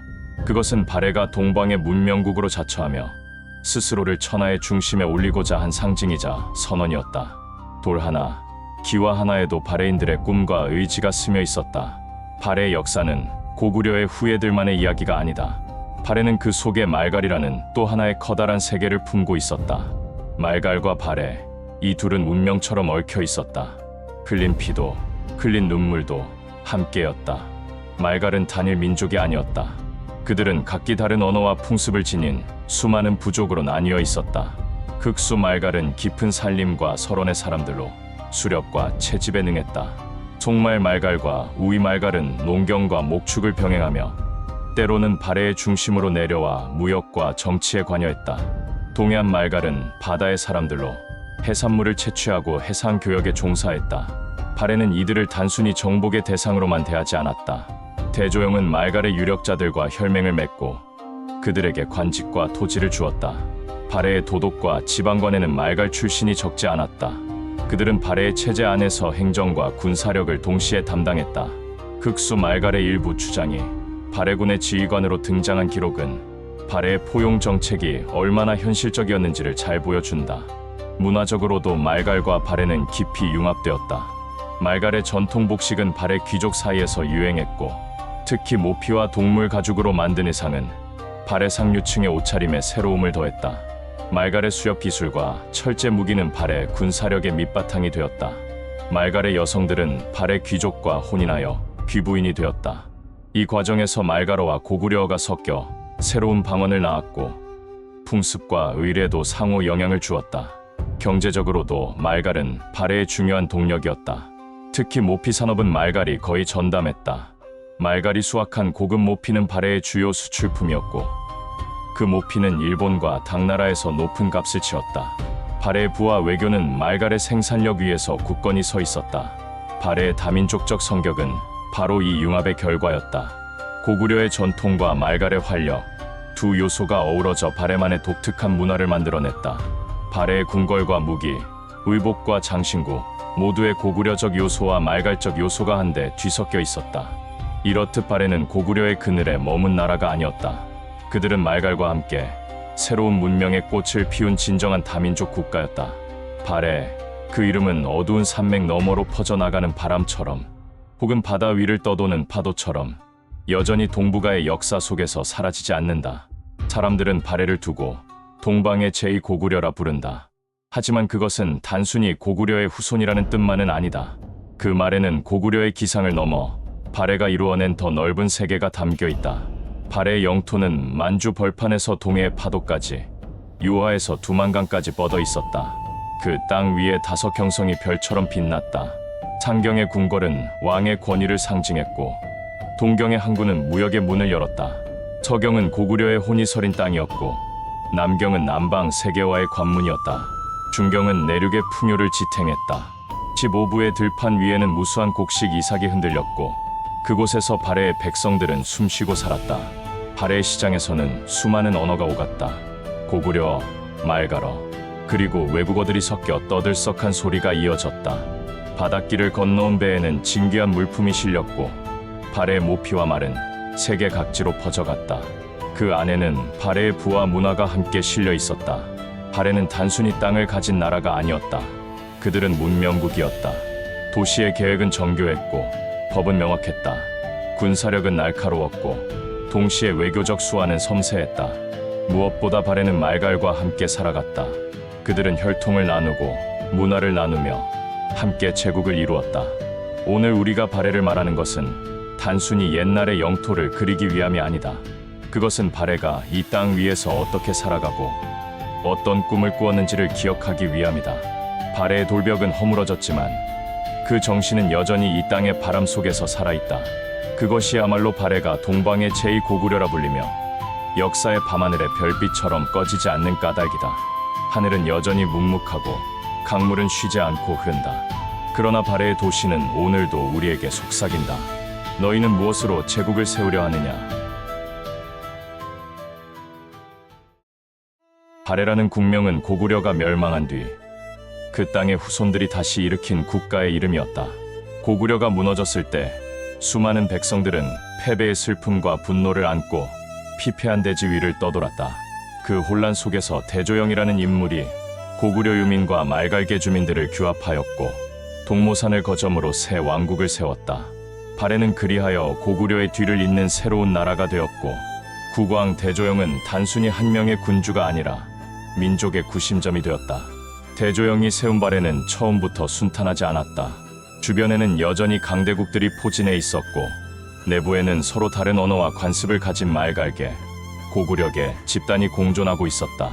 하지만 발해는 이질적 구성원을 점차 통합해갔다. 대조영은 고구려의 전통을 계승하면서도 새로운 질서를 만들어갔다. 그는 귀족 제도를 유지하되 말갈개 수장을 지방관으로 임명해 각 부족의 자치를 어느 정도 인정했다. 문왕 시기에 이르러 발해는 안정과 번영의 시기를 맞았다. 문왕은 국정을 정비하고 궁정의 법과 제도를 확립하였다. 그는 당나라와의 외교 관계를 더욱 밀접히 하여 정치적 정통성을 확보하고 무역을 확대해 경제력을 끌어올렸다. 수도는 더욱 화려해졌고 발해는 스스로를 당나라의 제도와 견줄 만한 국가로 자부했다. 문왕 시기의 발해는 동북아시아에서 확실히 하나의 강국으로 자리매김했으며 당나라가 발해 국왕을 동쪽의 군왕으로 인정할 정도였다. 문왕의 뒤를 이은 서망은 군사적으로 더욱 적극적인 군주였다. 그는 주변 영토를 정복하고 세력을 넓혀 나갔으며 옛 고구려의 땅 상당 부분을 수복하였다. 발해는 이 시기에 영토를 크게 넓혔고 대외적으로도 자부심을 높였다. 당나라, 일본, 신라 등과의 외교를 통해 국제적 지위를 굳히며 발해의 이름은 해동성국이라 불릴 정도로 위세를 떨쳤다. 그러나 서망이 죽자 발해의 내부 상황은 점차 달라졌다. 발해 왕실은 대씨 일가가 혈통을 이어가며 왕위를 계승해왔으나 서망의 뒤를 이을 왕권 계승 구도가 명확하지 않았다. 이 틈을 타 종친들이 왕위를 주장하기 시작했다. 발해 왕실 내부에서 여러 왕족이 각자의 혈통적 정당성을 내세웠고 이로 인해 권력 다툼이 점차 표면화되었다. 발해의 귀족 사회도 이 다툼에서 자유롭지 못했다. 고구려계 귀족은 오랜 전통을 자랑하며 왕권을 중심으로 한 정치 질서를 유지하려 했지만 말갈계 귀족은 지역적 자치와 독자적인 권한 확대를 노렸다. 각 귀족 가문은 자신이 지지하는 종친과 혼맥을 맺거나 정치적 이익을 나누기로 약속했다. 이 때문에 왕위 계승은 단순히 혈통의 문제가 아니었고 귀족 가문 간의 이해관계가 얽힌 정치적 투쟁이었다. 왕위 다툼이 본격화되자 귀족들 사이에서는 음모와 모략이 난무했다. 일부 귀족들은 경쟁 세력을 제거하기 위해 모함을 꾸미거나 암살을 시도했고 조정은 불안정해졌다. 조정 대신들은 국정을 논의하기보다는 서로의 세력을 견제하거나 다른 귀족의 약점을 찾는데 더 많은 힘을 쏟았다. 국왕이 교체될 때마다 발해 조정의 고위 관직은 싹 물갈이 되었고 국가 정책은 일관성을 잃었다. 관료들은 생존을 위해 정치적으로 줄을 바꿔 타야 했고 충성보다는 개인의 안위가 우선시되었다. 발해의 중앙 관료 체제는 당나라 제도를 본떠 정비되었으나 정치 혼란으로 인해 점차 기능을 잃어갔다. 발해는 국가를 여러 도로 나누어 각 도의 도독이나 자사를 파견하여 중앙의 명령을 집행하게 했다. 그러나 왕권이 약해지자 도독과 자사들은 중앙의 명령을 무시하고 자신들의 세력을 키우기 시작했다. 특히 국경 지역의 지방관들은 지리적 거리를 이용해 중앙과의 연결을 끊고 사실상 독립적인 통치자로 군림했다. 이들은 조세를 축소 보고하거나 보내지 않고 주변 부족과의 무역을 독점하며 재정을 불투명하게 운용했다. 군사 조직도 급속도로 변질되었다. 발해는 강력한 군사력을 바탕으로 영토를 유지해왔다. 과거에는 국왕의 명령이 떨어지면 중앙군과 지방군이 함께 작전을 수행했으나 귀족들의 사병화가 심각해지면서 군대의 충성은 국왕이 아닌 귀족 개인에게 돌아갔다. 귀족들은 자신을 지지하는 병력을 비밀리에 키웠고 왕실이 병력을 동원하려 해도 귀족들이 이를 거부하거나 지연시키는 경우가 잦았다. 군사력의 분열은 국경 방어에 큰 약점을 드러냈다. 발해의 영토는 북쪽으로 광활한 초원과 맞닿아 있었고 그곳에는 수많은 유목 부족이 자리 잡고 있었다. 강성하던 시절 발해의 국경 방어는 촘촘했으며 외적의 침입을 효과적으로 막아냈다. 그러나 왕권이 약해지면서 국경 방어선은 점점 허술해졌다. 국경을 넘어오는 유목 부족들의 약탈은 잦아졌고 마을은 불타고 사람들이 납치되었다. 국경 지대의 백성들은 생계를 잃고 많은 이들이 안전을 찾아 국경을 넘어 남쪽으로 내려갔다. 중앙정부는 국경 방어를 위해 군사를 파견하려 했으나 이미 국고는 바닥을 보이고 있었다. 왕실은 군대를 모으고자 했으나 귀족들은 군사 동원에 소극적이었고 병력 지원을 거부하기도 했다. 그 결과 국경 방어는 지방관들에게 맡겨졌지만 지방관들 역시 자신의 이익을 우선하였기에 효과적인 방어가 어려웠다. 국경 방어는 무너져 내렸고 발해 영토 곳곳은 불안정해졌다. 발해의 쇠퇴는 단순히 내부의 권력 다툼에서 끝나지 않았다. 외교와 경제, 사회 전반에 걸쳐 그 여파가 번져나갔다. 발해가 가장 크게 의존했던 외교 대상은 당나라였다. 당나라는 발해에게 정치적 정통성을 인정해 주었고, 발해는 당나라로부터 문화와 제도, 예술, 기술 등 많은 영향을 받았다. 문왕과 서망 시절, 발해는 당나라와 빈번하게 사신을 교환하며 교류를 활발히 했다. 그러나 안사이난 이후 당나라 내부가 심각한 혼란에 빠지면서 발해와의 관계도 흔들리기 시작했다. 안사이난은 당나라를 심각하게 뒤흔든 대사건이었다. 반란의 여파로 당나라 중앙의 권위가 크게 약화되었고, 지방 군벌들이 독립적인 세력을 형성하면서 당나라 내부는 오랫동안 혼란에 빠졌다. 발해는 처음에는 이 혼란을 관망하며 당나라의 재건을 기대했다. 그러나 당나라의 혼란이 길어지면서 발해는 점점 당나라와의 외교에 어려움을 겪게 되었다. 과거처럼 당나라 사신이 발해로 오거나 발해 사신이 당나라로 가는 일이 점점 줄어들었다. 교류가 단절되면서 발해의 경제는 큰 타격을 입었다. 발해는 농업과 무역 모두에서 번영을 누렸지만 국제 무역이 국가 재정의 상당 부분을 차지했다. 발해의 상인들은 당나라의 인삼, 모피, 해산물, 철 등을 수출하고 비단, 서적, 귀금속, 도자기 등을 수입했다. 당나라와의 무역은 단순한 물자 교환을 넘어 문화와 정보의 통로였고, 발해의 정치적 위신을 높여주는 수단이었다. 그러나 당나라의 내란으로 무역로가 차단되자 발해는 심각한 경제적 어려움에 직면했다. 과거 발해 궁정은 당나라 사신이 오면 성대한 연회를 열었다. 그 자리에는 고운 비단을 입은 궁녀들이 음악과 춤으로 손님을 맞이했고, 발해의 장관들은 아름답게 장식된 궁전에서 사신들과 외교적談판을 벌였다. 그러나 당나라의 혼란으로 사신이 오지 않자 발해 궁정의 연회는 점차 자취를 감추었다.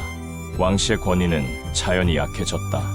왕이 백성들에게 보여줄 수 있는 대외적 위신이 줄어들면서 왕실의 위력은 내부에서도 점차 희미해졌다. 경제적 어려움은 곧 세금과 연결되었다. 발해의 국고가 비자 왕실과 귀족들은 부족한 재정을 충당하기 위해 백성들에게 더 많은 세금을 요구했다. 과거에도 발해의 세금 부담은 결코 가볍지 않았다. 국경 방어와 궁정 유지, 외교 비용 등 국가 운영에는 막대한 비용이 들었기 때문이다. 그러나 당나라와의 무역이 끊기고 국고가 줄어들자 발해의 세금은 더욱 무거워졌다. 지방관들은 세금을 더 거두기 위해 갖가지 방법을 동원했다. 지방관들의 수탈은 특히 농민들을 괴롭혔다. 농민들은 과중한 조세와 부역에 시달렸고, 일부 지방에서는 지방관이 임의로 부과한 추가 세금까지 짊어져야 했다. 세금을 내지 못한 농민들은 토지를 버리고 떠났다. 떠난 농민들의 빈 땅은 황폐해졌고, 이로 인해 발해의 농업 생산력도 크게 감소했다. 발해 사회 내부의 불안은 점점 커졌다. 조정에서는 귀족들 간의 갈등이 계속되었고, 지방에서는 중앙의 명령이 무시되었다. 국왕은 새로운 법령을 발표하며 국정을 수습하려 했지만 이미 국왕의 명령은 지방에서 제대로 이행되지 않았다. 지방관들은 자신의 이익을 위해 중앙의 명령을 곡해하거나 아예 무시했고, 각 지방은 점점 독립적인 움직임을 보였다. 발해의 문화도 쇠퇴의 길을 걷기 시작했다. 문왕 시절 발해의 학자들은 당나라로 유학을 떠나 정치, 법률, 예술, 기술 등을 배우고 돌아왔다. 발해 궁정에는 당나라에서 들여온 서적과 예술품이 가득했다. 건축물, 복시, 공예품 등에서도 당나라의 영향을 확인할 수 있었다. 그러나 당나라의 혼란이 지속되자 발해 학자들의 유학길은 막혔고, 새로운 문화와 기술의 유입이 끊겼다. 발해의 궁정과 학문은 점점 정체되었고, 문화적 자부심도 약해졌다. 이러한 상황은 왕실의 권위에 큰 상처를 입혔다. 과거 국왕은 국가의 중심이자 백성들의 보호자였으나, 이제 왕의 교서는 지방에 도달하기도 전에 귀족들의 이해관계에 따라 왜곡되거나 무시되었다. 귀족들은 표면적으로는 국왕을 섬기는 척했지만 실제로는 자신들의 세력을 유지하고 확대하기 위해 정치적으로 끊임없이 움직였다. 국왕은 더 이상 국가의 실질적인 통치자가 아니라 형식적인 존재로 전락할 위험에 놓였다. 발해의 군사력도 약화되었다. 귀족들이 각자 사병을 키우고 군사력을 분산시키면서 국왕이 정권을 행사하기 어려워졌다. 국왕이 군사를 소집해도 귀족들은 병력을 내어주기를 거부하거나 동원 속도를 늦췄다. 국왕의 명령이 무시되면서 발해의 국경 방어는 더욱 허술해졌다. 국경 지역은 특히 심각했다. 발해는 넓은 국경선을 유지해야 했고 북쪽과 서쪽으로 유목 부족들의 압력이 거세졌다. 국경 마을은 끊임없이 약탈을 당했고 사람들은 피난을 떠났다. 국경 방어를 담당하던 군사들마저 귀족들 간의 알력 다툼에 휘말려 효과적인 방어가 불가능해졌다. 국경에서의 피해는 지방을 넘어 발해 전체에 불안감을 퍼뜨렸다.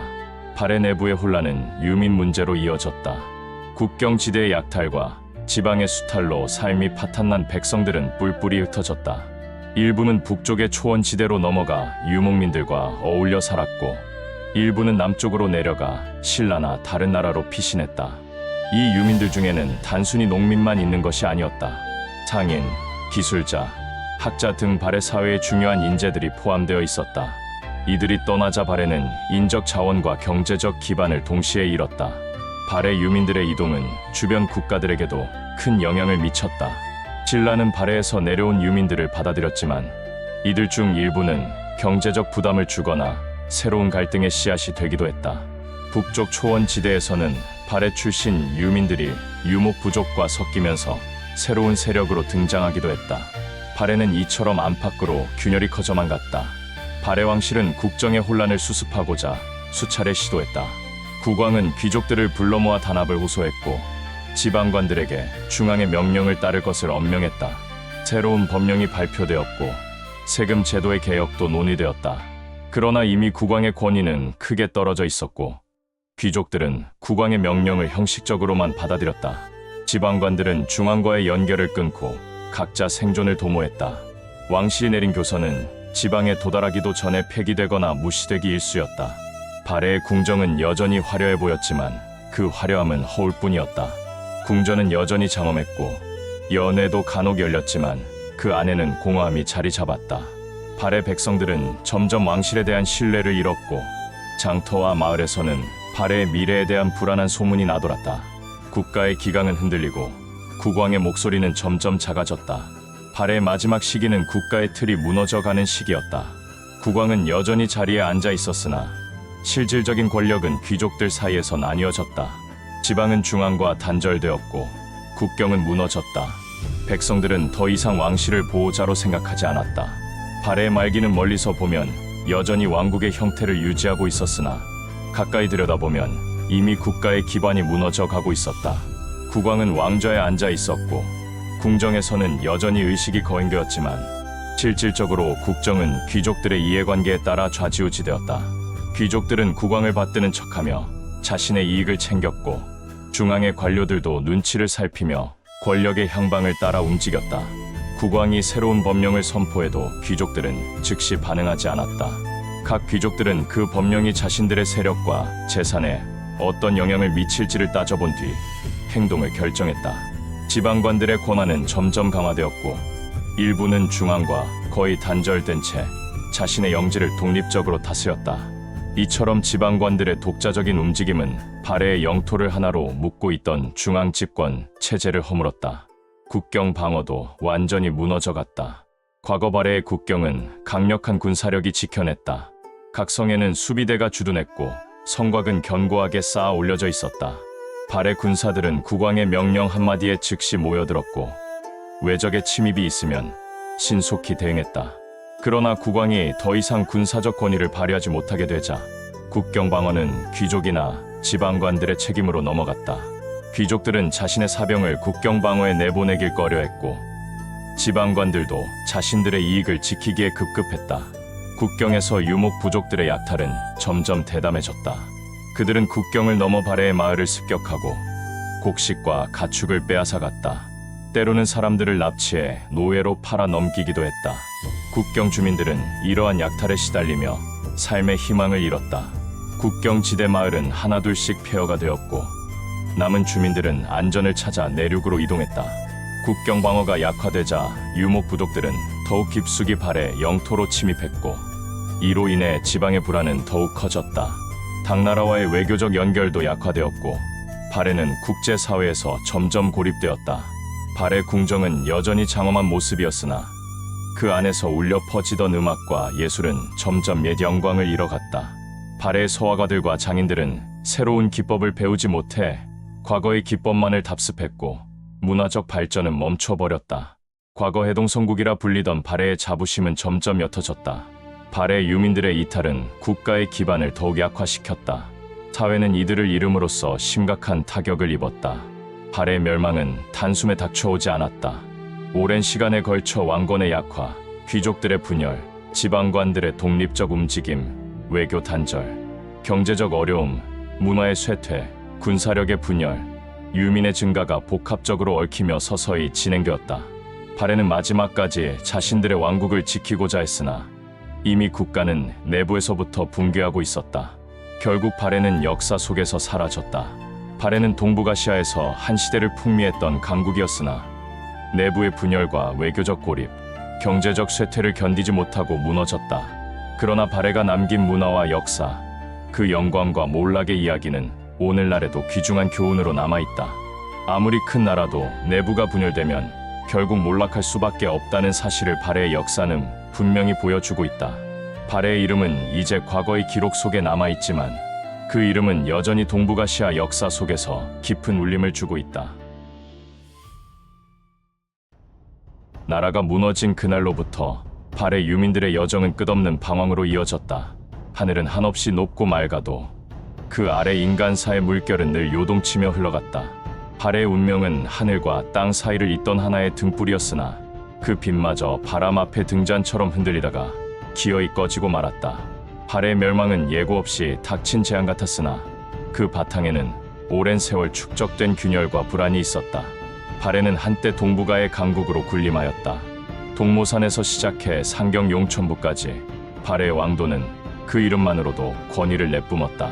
그 궁궐의 지붕은 비단처럼 빛났고 도성의 도로에는 상인들이 오가며 말 울음소리와 짐술의 소리가 끊이지 않았다. 발해의 사신은 당나라의 장안까지 누비며 화려한 조공품을 바쳤고 발해라는 이름은 대국의 귀에 익숙하였다.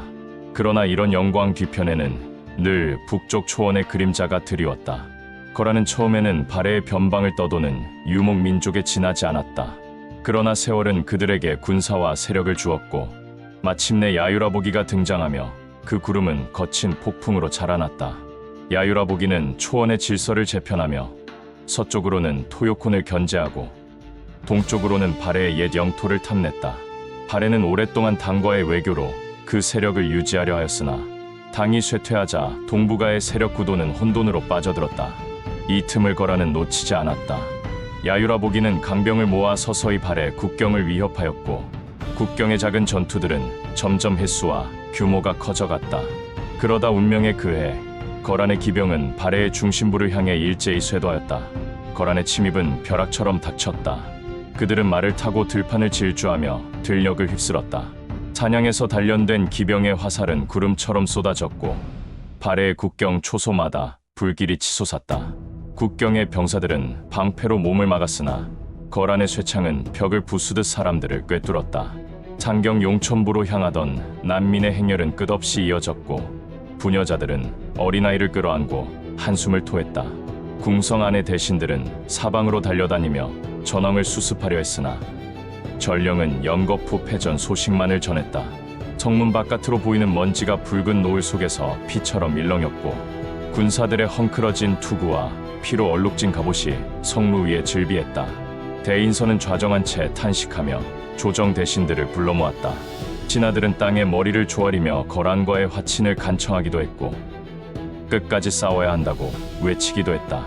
그러나 이미 상경 주변은 거란의 포위망에 휘감겼다.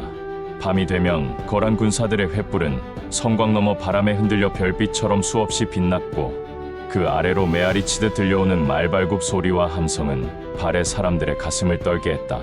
성 안에서는 물자와 식량이 바닥나기 시작했다. 곳곳에서 굶주린 백성이 궁성 앞 계단에 모여 울부짖었고 병자들은 차가운 돌바닥에 쓰러졌다. 고운 비단과 장식품으로 장엄하던 발해의 궁궐이었으나 이제 그 안은 절망과 탄식으로 가득 찼다. 결국 거란은 성문을 부수고 상경에 들이닥쳤다. 그들은 군사뿐 아니라 목공과 화공을 앞세워 화염으로 길을 열었다. 발해의 높은 누각들이 거센 불길에 무너져 내렸고 왕실의 금은과 비단, 귀중한 문서와 보물들은 거란 병사들의 손에 흩어졌다. 불길은 밤하늘을 붉게 물들였고 무너진 성벽 너머로 울려 퍼진 것은 군사들의 승전가와 피난민의 통곡이었다. 대인선은 거란의 포로로 끌려가며 마지막까지 궁성 쪽을 돌아보았다. 발해의 군신관계 수립 요구를 끝내 거절했던 그의 선택은 무거운 업보처럼 남았다. 발해의 왕이 끌려가는 그 길목에서 백성들은 피눈물을 흘리며 길을 메웠다.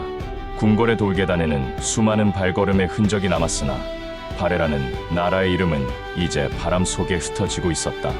거란은 발해의 영토를 신속히 접수했다.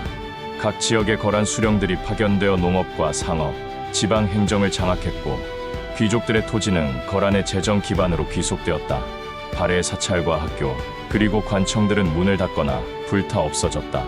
백성들은 거란에게 새로운 주군이라 부를 것을 강요받았다. 반발하는 자들은 잔혹하게 처형되었고 시신은 성문 앞에 걸려 공포의 표적이 되었다. 그러나 발해 사람들의 마음속에는 아직 고향의 강과 산, 용천부의 누각과 신라 사신들이 오가던 그 화려한 거리의 기억이 살아있었다. 그들은 흩어진 몸이었으나 하나의 이름을 품었다. 발해가 무너졌으되 사람들은 아직 그 끝나지 않은 여정을 품고 있었다. 발해라는 이름은 단순한 국호가 아니라 사람들의 가슴 속에서 다시 피어나고자 하는 불씨였다. 발해의 왕궁이 불길에 삼켜져 잿더미로 변해도 발해 사람들의 마음에는 여전히 북쪽 하늘 아래 쌓아올린 수백 년의 역사가 숨쉬고 있었다. 나라가 무너진 그날로부터 발해 유민들의 여정은 끝없는 방황으로 이어졌다. 거란의 포로 수용소와 혹독한 지배를 피해 많은 이들이 눈물을 삼키며 남쪽을 향해 걸었다. 그들의 발길은 눈보라 속에서도 끊어지지 않았고 언 강과 바람 부는 산길을 넘어 기어코 고려 땅으로 이어졌다.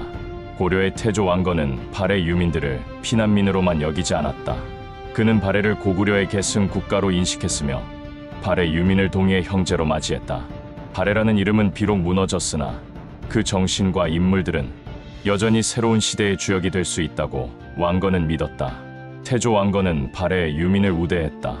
그는 유민들에게 관직과 토지를 나누어 주었고 귀족 출신들에게는 벼슬길을 열어주었다. 발해의 옛 장군들은 고려 군대에 편입되어 북방 방어에 큰 힘이 되었으며 발해의 학자와 서생들은 고려의 문서 행정과 외교 문서 작성에 참여했다. 발해의 유민 중에는 재주 있는 상인과 수공업자들도 많았다. 그들은 해상교역에 능했고 고려가 송나라와의 교역을 확대할 때 이들의 항해술과 상업망은 크게 빛을 발했다. 발해의 유민이 건너온 그 길은 단순한 피난의 길이 아니었다. 그것은 하나의 나라가 멸망한 뒤에도 문화와 기술, 사람의 재능이 또 다른 나라의 피가 되고 살이 되는 길이었다. 고려의 북방에는 발해 유민의 마을이 생겨났고 그들만의 풍습과 방언, 신앙이 전해졌다. 그러나 발해 유민 모두가 환영받은 것은 아니었다. 귀족 출신들 중 일부는 고려의 신하들과 충돌하기도 했다. 고려의 관직 체계 안에서 발해의 귀족적 자부심은 때로 불화의 씨앗이 되었다. 또한 발해 유민들 중에는 거란과 비밀리에 연락을 주고받는 이들도 있었다. 거란은 발해 유민을 자기 편으로 끌어들이려 했고 발해 유민의 동향은 늘 고려 조정의 중요한 정보였다. 고려는 발해 유민을 수용하면서도 늘 그 속에 숨어 있을 수 있는 첩자와 반란의 위험을 경계해야 했다. 발해 유민 중 일부는 다시 거란으로 돌아가 거란을 위해 정보를 흘리기도 했다. 이렇게 발해 유민들의 거취와 충성은 고려와 거란, 나아가 송나라, 일본까지 얽히는 복잡한 국제 정세의 소용돌이 속에 놓였다. 발해 유민들의 존재는 고려의 국방 전략에도 깊이 영향을 주었다. 북방 국경의 방비를 강화하기 위해 고려는 발해 출신 군인들을 국경 요충지에 배치했다. 이들은 만주와 요동의 지형에 밝았고 거란의 군사 방식과 유목 민족의 습성을 잘 알았다. 발해의 옛 장수들은 고려군에서 새로운 장수가 되었고 그들의 아들들은 다시 고려 무장이 되어 북방을 지켰다. 발해 유민의 지식은 고려가 거란과 맞서 싸우는데 큰 무기가 되었다. 또한 발해의 수공업 기술은 고려의 금속공예와 도자기 제작, 문서 관리 체계에 신선한 바람을 불어넣었다. 발해 출신의 장인들은 고려의 궁궐 장식품 제작에 참여했고 일부는 대장경 조판 작업에도 관여한 것으로 전해진다.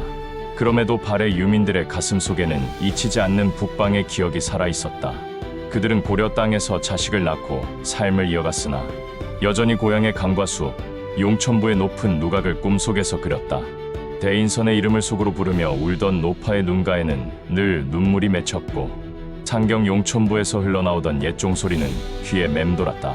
고려 사람들은 발해 유민을 같은 동이로 여기면서도 한편으로는 그들 속에 감도는 이방인의 향취를 경계했다. 이 경계와 동질감은 두 나라가 나눈 피의 유대를 그대로 드러냈다. 발해 유민은 고려 땅에서 차츰 삶을 정리해갔고 그 자취는 고려 사회 구석구석에 남았다. 발해 유민의 노래와 말씨, 그들의 옷차림과 의식주는 고려의 풍속 속에 섞여 새로운 문화를 빚어냈다. 그러나 한밤중 바람이 세차게 불면 그들 마음속에는 북방의 눈밭과 고향의 해돋이가 여전히 불현듯 떠올랐다.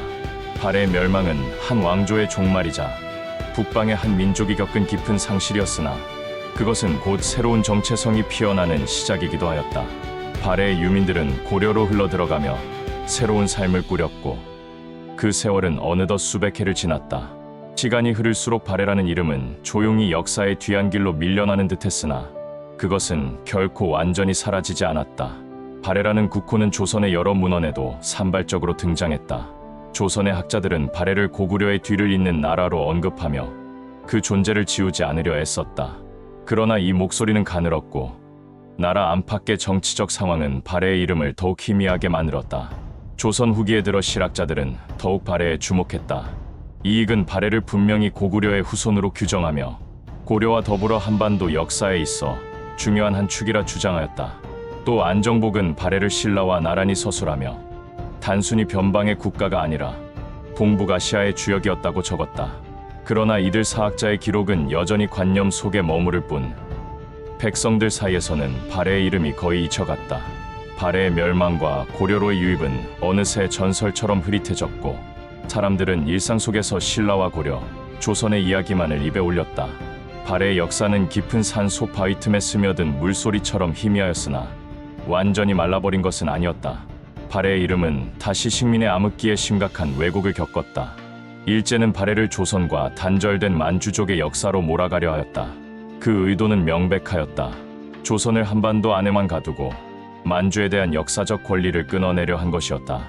발해의 역사는 조선인들에게서 빼앗겨 일본 혹은 청나라 혹은 다른 북방 민족의 역사로 편입되었다.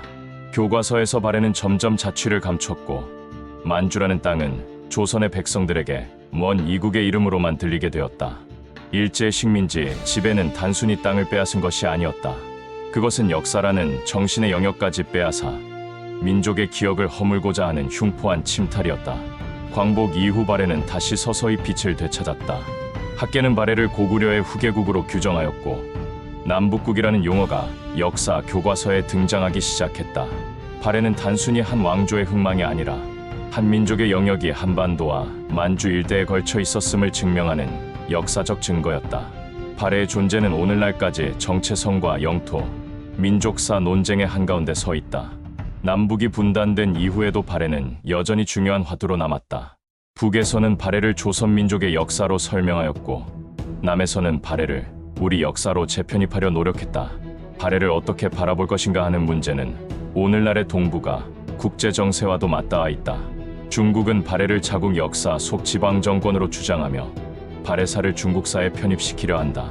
그러나 우리의 학계와 국민들은 발해가 고구려의 뒤를 이은 독립된 국가임을 한 목소리로 주장하고 있다. 발해의 유산을 지킨다는 것은 단순히 옛 땅을 회상하는 일이 아니다. 그것은 오늘 우리가 어디에 서 있으며 또 어디로 향하고 있는가를 묻는 것이다. 발해가 남긴 유산은 비단 영토의 넓이만으로 설명할 수 없다. 발해는 동북아시아의 광활한 영토를 경영한 정치의 기술을 지녔고 다채로운 문화를 꽃피웠다. 창경 용천부의 유적에서는 당나라의 장엄한 못지않은 건축 양식과 예술품들이 출토되었다. 그 궁전의 화려한 기와 장식과 청자의 문양은 발해가 단순히 변방의 나라가 아니었음을 증명한다. 또 발해의 불교 예술은 독자적인 빛을 띠었다. 금동불상의 미소와 섬세한 옷주름, 벽화 속 신들의 위엄은 발해가 문화적으로도 높은 경지를 이룩했음을 말해준다. 발해는 해상교역에도 탁월하였다. 발해의 선박들은 동해를 따라 일본과 교류하였고 당나라의 여러 항구에도 발해의 사신이 드나들었다. 발해의 상인들은 고려로 내려온 뒤에도 해상 교역에 기여하였으며 그 전통은 고려 시대의 대외 무역 흥성으로 이어졌다. 남북국사관은 바로 이 발해의 존재에서 비롯되었다. 통일신라만으로 우리의 역사를 설명할 수 없다는 자각이 일어났고, 북쪽에는 발해라는 또 하나의 정통 국가가 있었다는 인식이 점차 굳어졌다. 발해의 역사를 되찾는 것은 곧 민족사의 입체성을 회복하는 일이었다. 우리는 발해를 통해 한반도의 역사가 단일민족과 단일국토로만 이어져 온 것이 아님을 깨닫는다. 발해 유민의 혈통은 고려에 스며들어 오늘의 우리 안에도 흐르고 있다. 발해가 남긴 길은 비단 흙길이나 강줄기만이 아니었다. 그것은 문화와 언어, 사람들의 기계와 슬픔, 그리고 다시 일어서려는 의지로 이어져 있다. 오늘날 발해는 여전히 우리에게 질문을 던진다. 우리는 왜 발해를 잊었고 이제 어떻게 발해를 기억해야 하는가? 그것은 단순히 옛 영토를 되찾자는 외침이 아니다. 그것은 민족의 뿌리를 찾고 우리가 역사 속에서 어떤 정신을 지켜야 할지를 묻는 것이다. 발해의 마지막 날, 불타는 궁궐과 무너진 성벽 너머에도 여전히 사람들은 모여 울었고, 바람은 발해라는 이름을 씌워 멀리 날렸다. 발해의 별빛은 사라진 듯했으나 그것은 다만 구름 뒤에 숨었을 뿐이었다. 시간이 흘러도 그 빛은 꺼지지 않았다. 오늘 우리가 발해를 다시 부르며 역사를 쓰는 이유가 바로 여기에 있다. 발해는 역사에서 잊혀진 나라였으나 그 정신만은 사라지지 않았다. 발해의 이름은 오늘의 교실에서도 다시 불리고 있으며, 발해의 옛 궁성터에는 여전히 탐방객의 발걸음이 이어진다. 무너진 돌계단 위를 스치는 바람에도, 대동강을 떠나는 물결에도 발해라는 이름은 조용히 울린다. 그것은 우리가 걸어온 길이며 앞으로 걸어갈 길이기도 하다. 발해의 최후는 비극으로 끝났으되 그 뒤를 이은 유민들의 질긴 삶의 이야기 속에서 발해는 살아있었다. 역사는 그 불씨를 다시 불러내고 있다. 남북국사관의 시선 아래 우리는 발해를 다시 바라본다. 역사에서 한때 잊혔던 나라였으나 결코 사라지지 않은 정신, 그것이 곧 발해이다.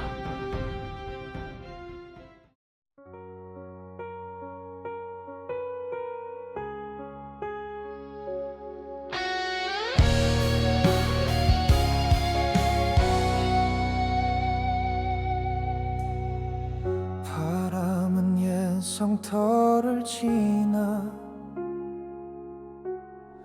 제가 된 노래를 흔든다. 돌계단에 새겨진 숨결, 기억은 멀리 빛난다.